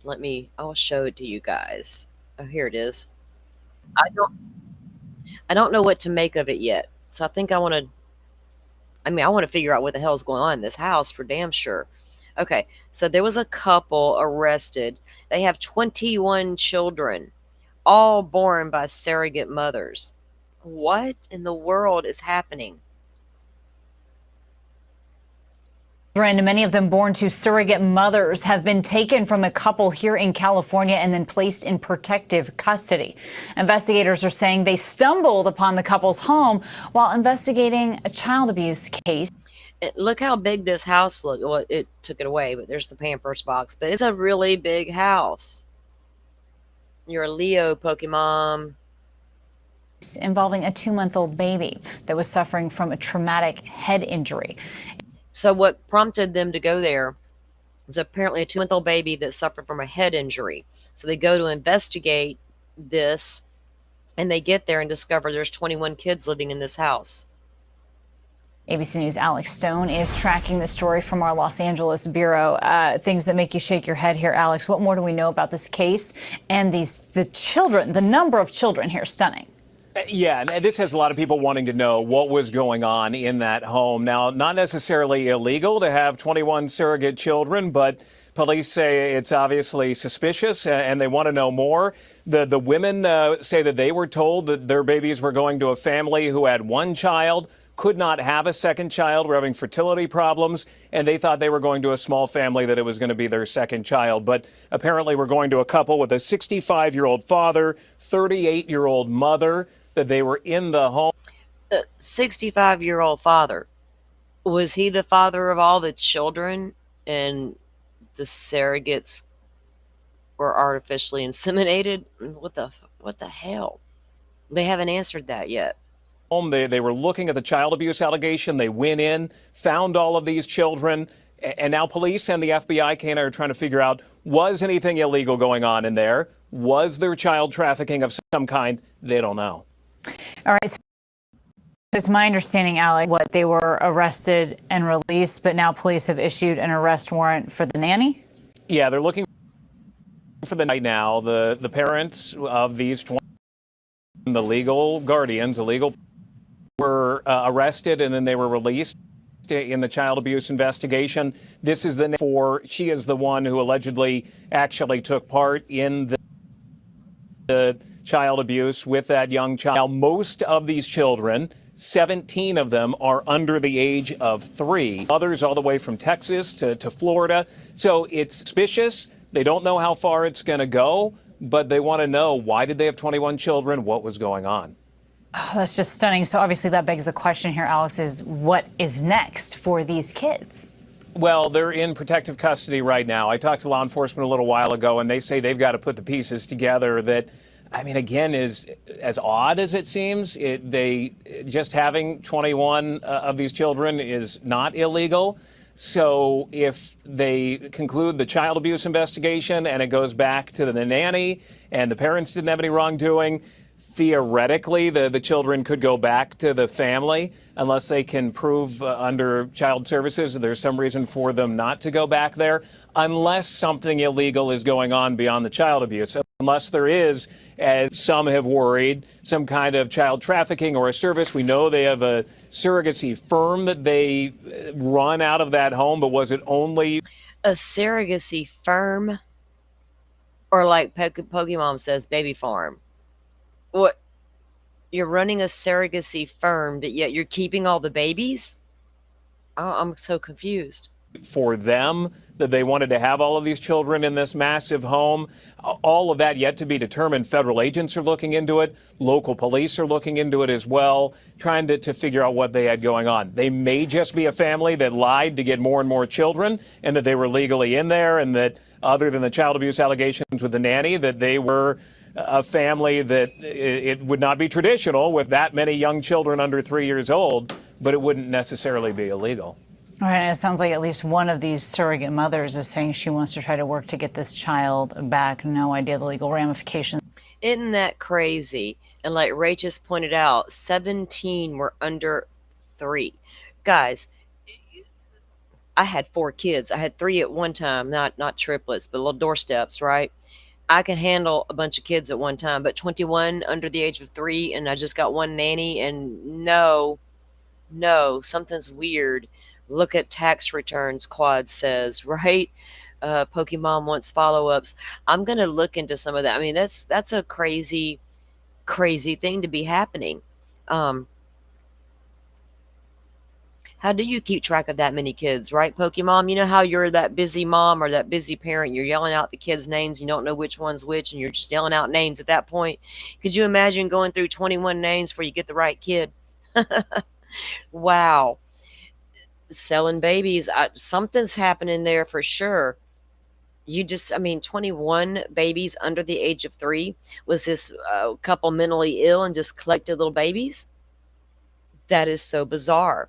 And what were they doing with these children? How many did they have before that? Did some get sold? There's just so many questions now. I'm telling y'all, when we talk about these true crime stories, and even especially the ones of kids, you got to stop and think, this is not the only case. There's something happening somewhere right now to somebody else, whether it be children or a murder victim or whatever. It's happening. It's insane. Maybe they're developing an app. Even a daycare requires more caretakers. It certainly does. What is it, like 5?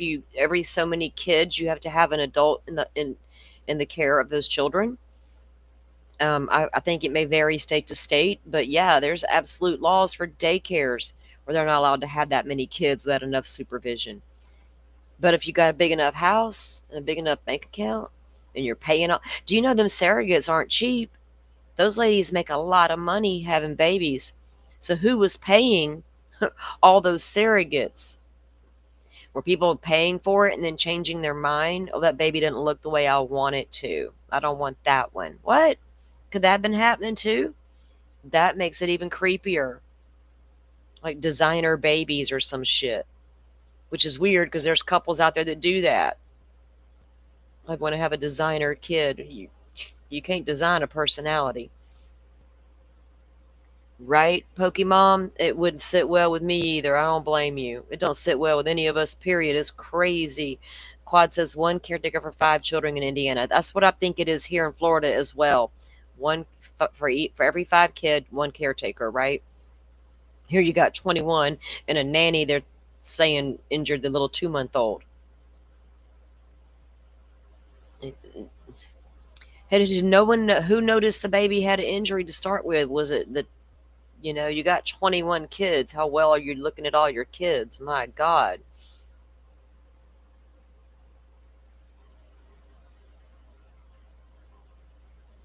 Lucy, I agree. I mean, I've always said that. I have lost a child, but not the way they did. So I never was bothered by them coming out and talking. Now, did I always agree what he said? No.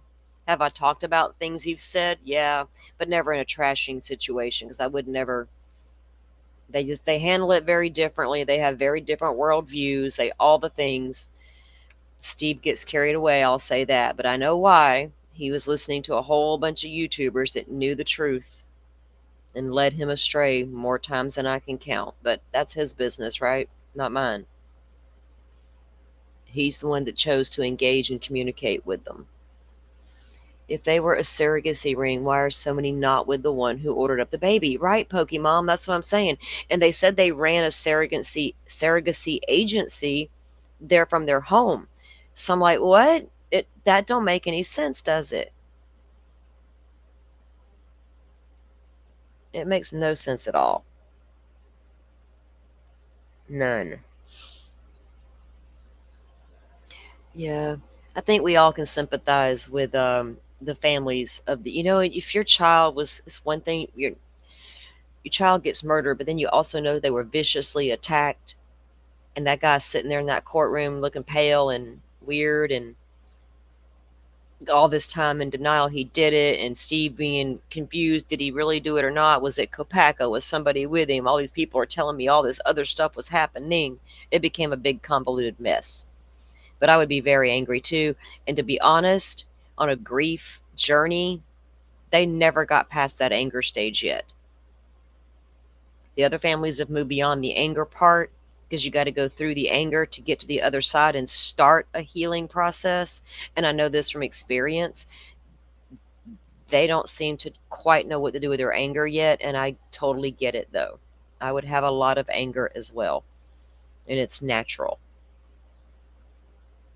So many people would take those babies and love them like their own. You darn right they would, right? Just people who can't afford to have a surrogate, can't afford to go and full-on adoption and whatever, and who are you to tell them they can't afford the baby, they can't have it? They can provide clothing and meals and a place to live and love, they're providing, right? Doesn't need to be a fucking mansion. There's probably a lot of people who are probably reaching out to that town and saying, hey, we'll take these babies. That happens even here.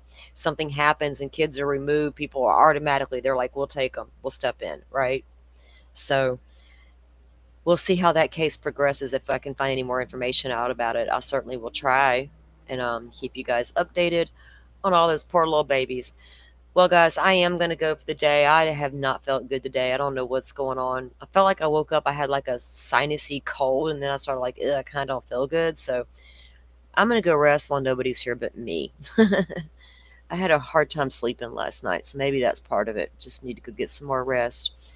Yeah, there's babies who can never get adopted, right? Just waiting on families who want to adopt. There's just so many options, and people out here doing weird stuff in keeping these kids. Speaking of adoptee stuff, Miss Shorty asked me to share my story.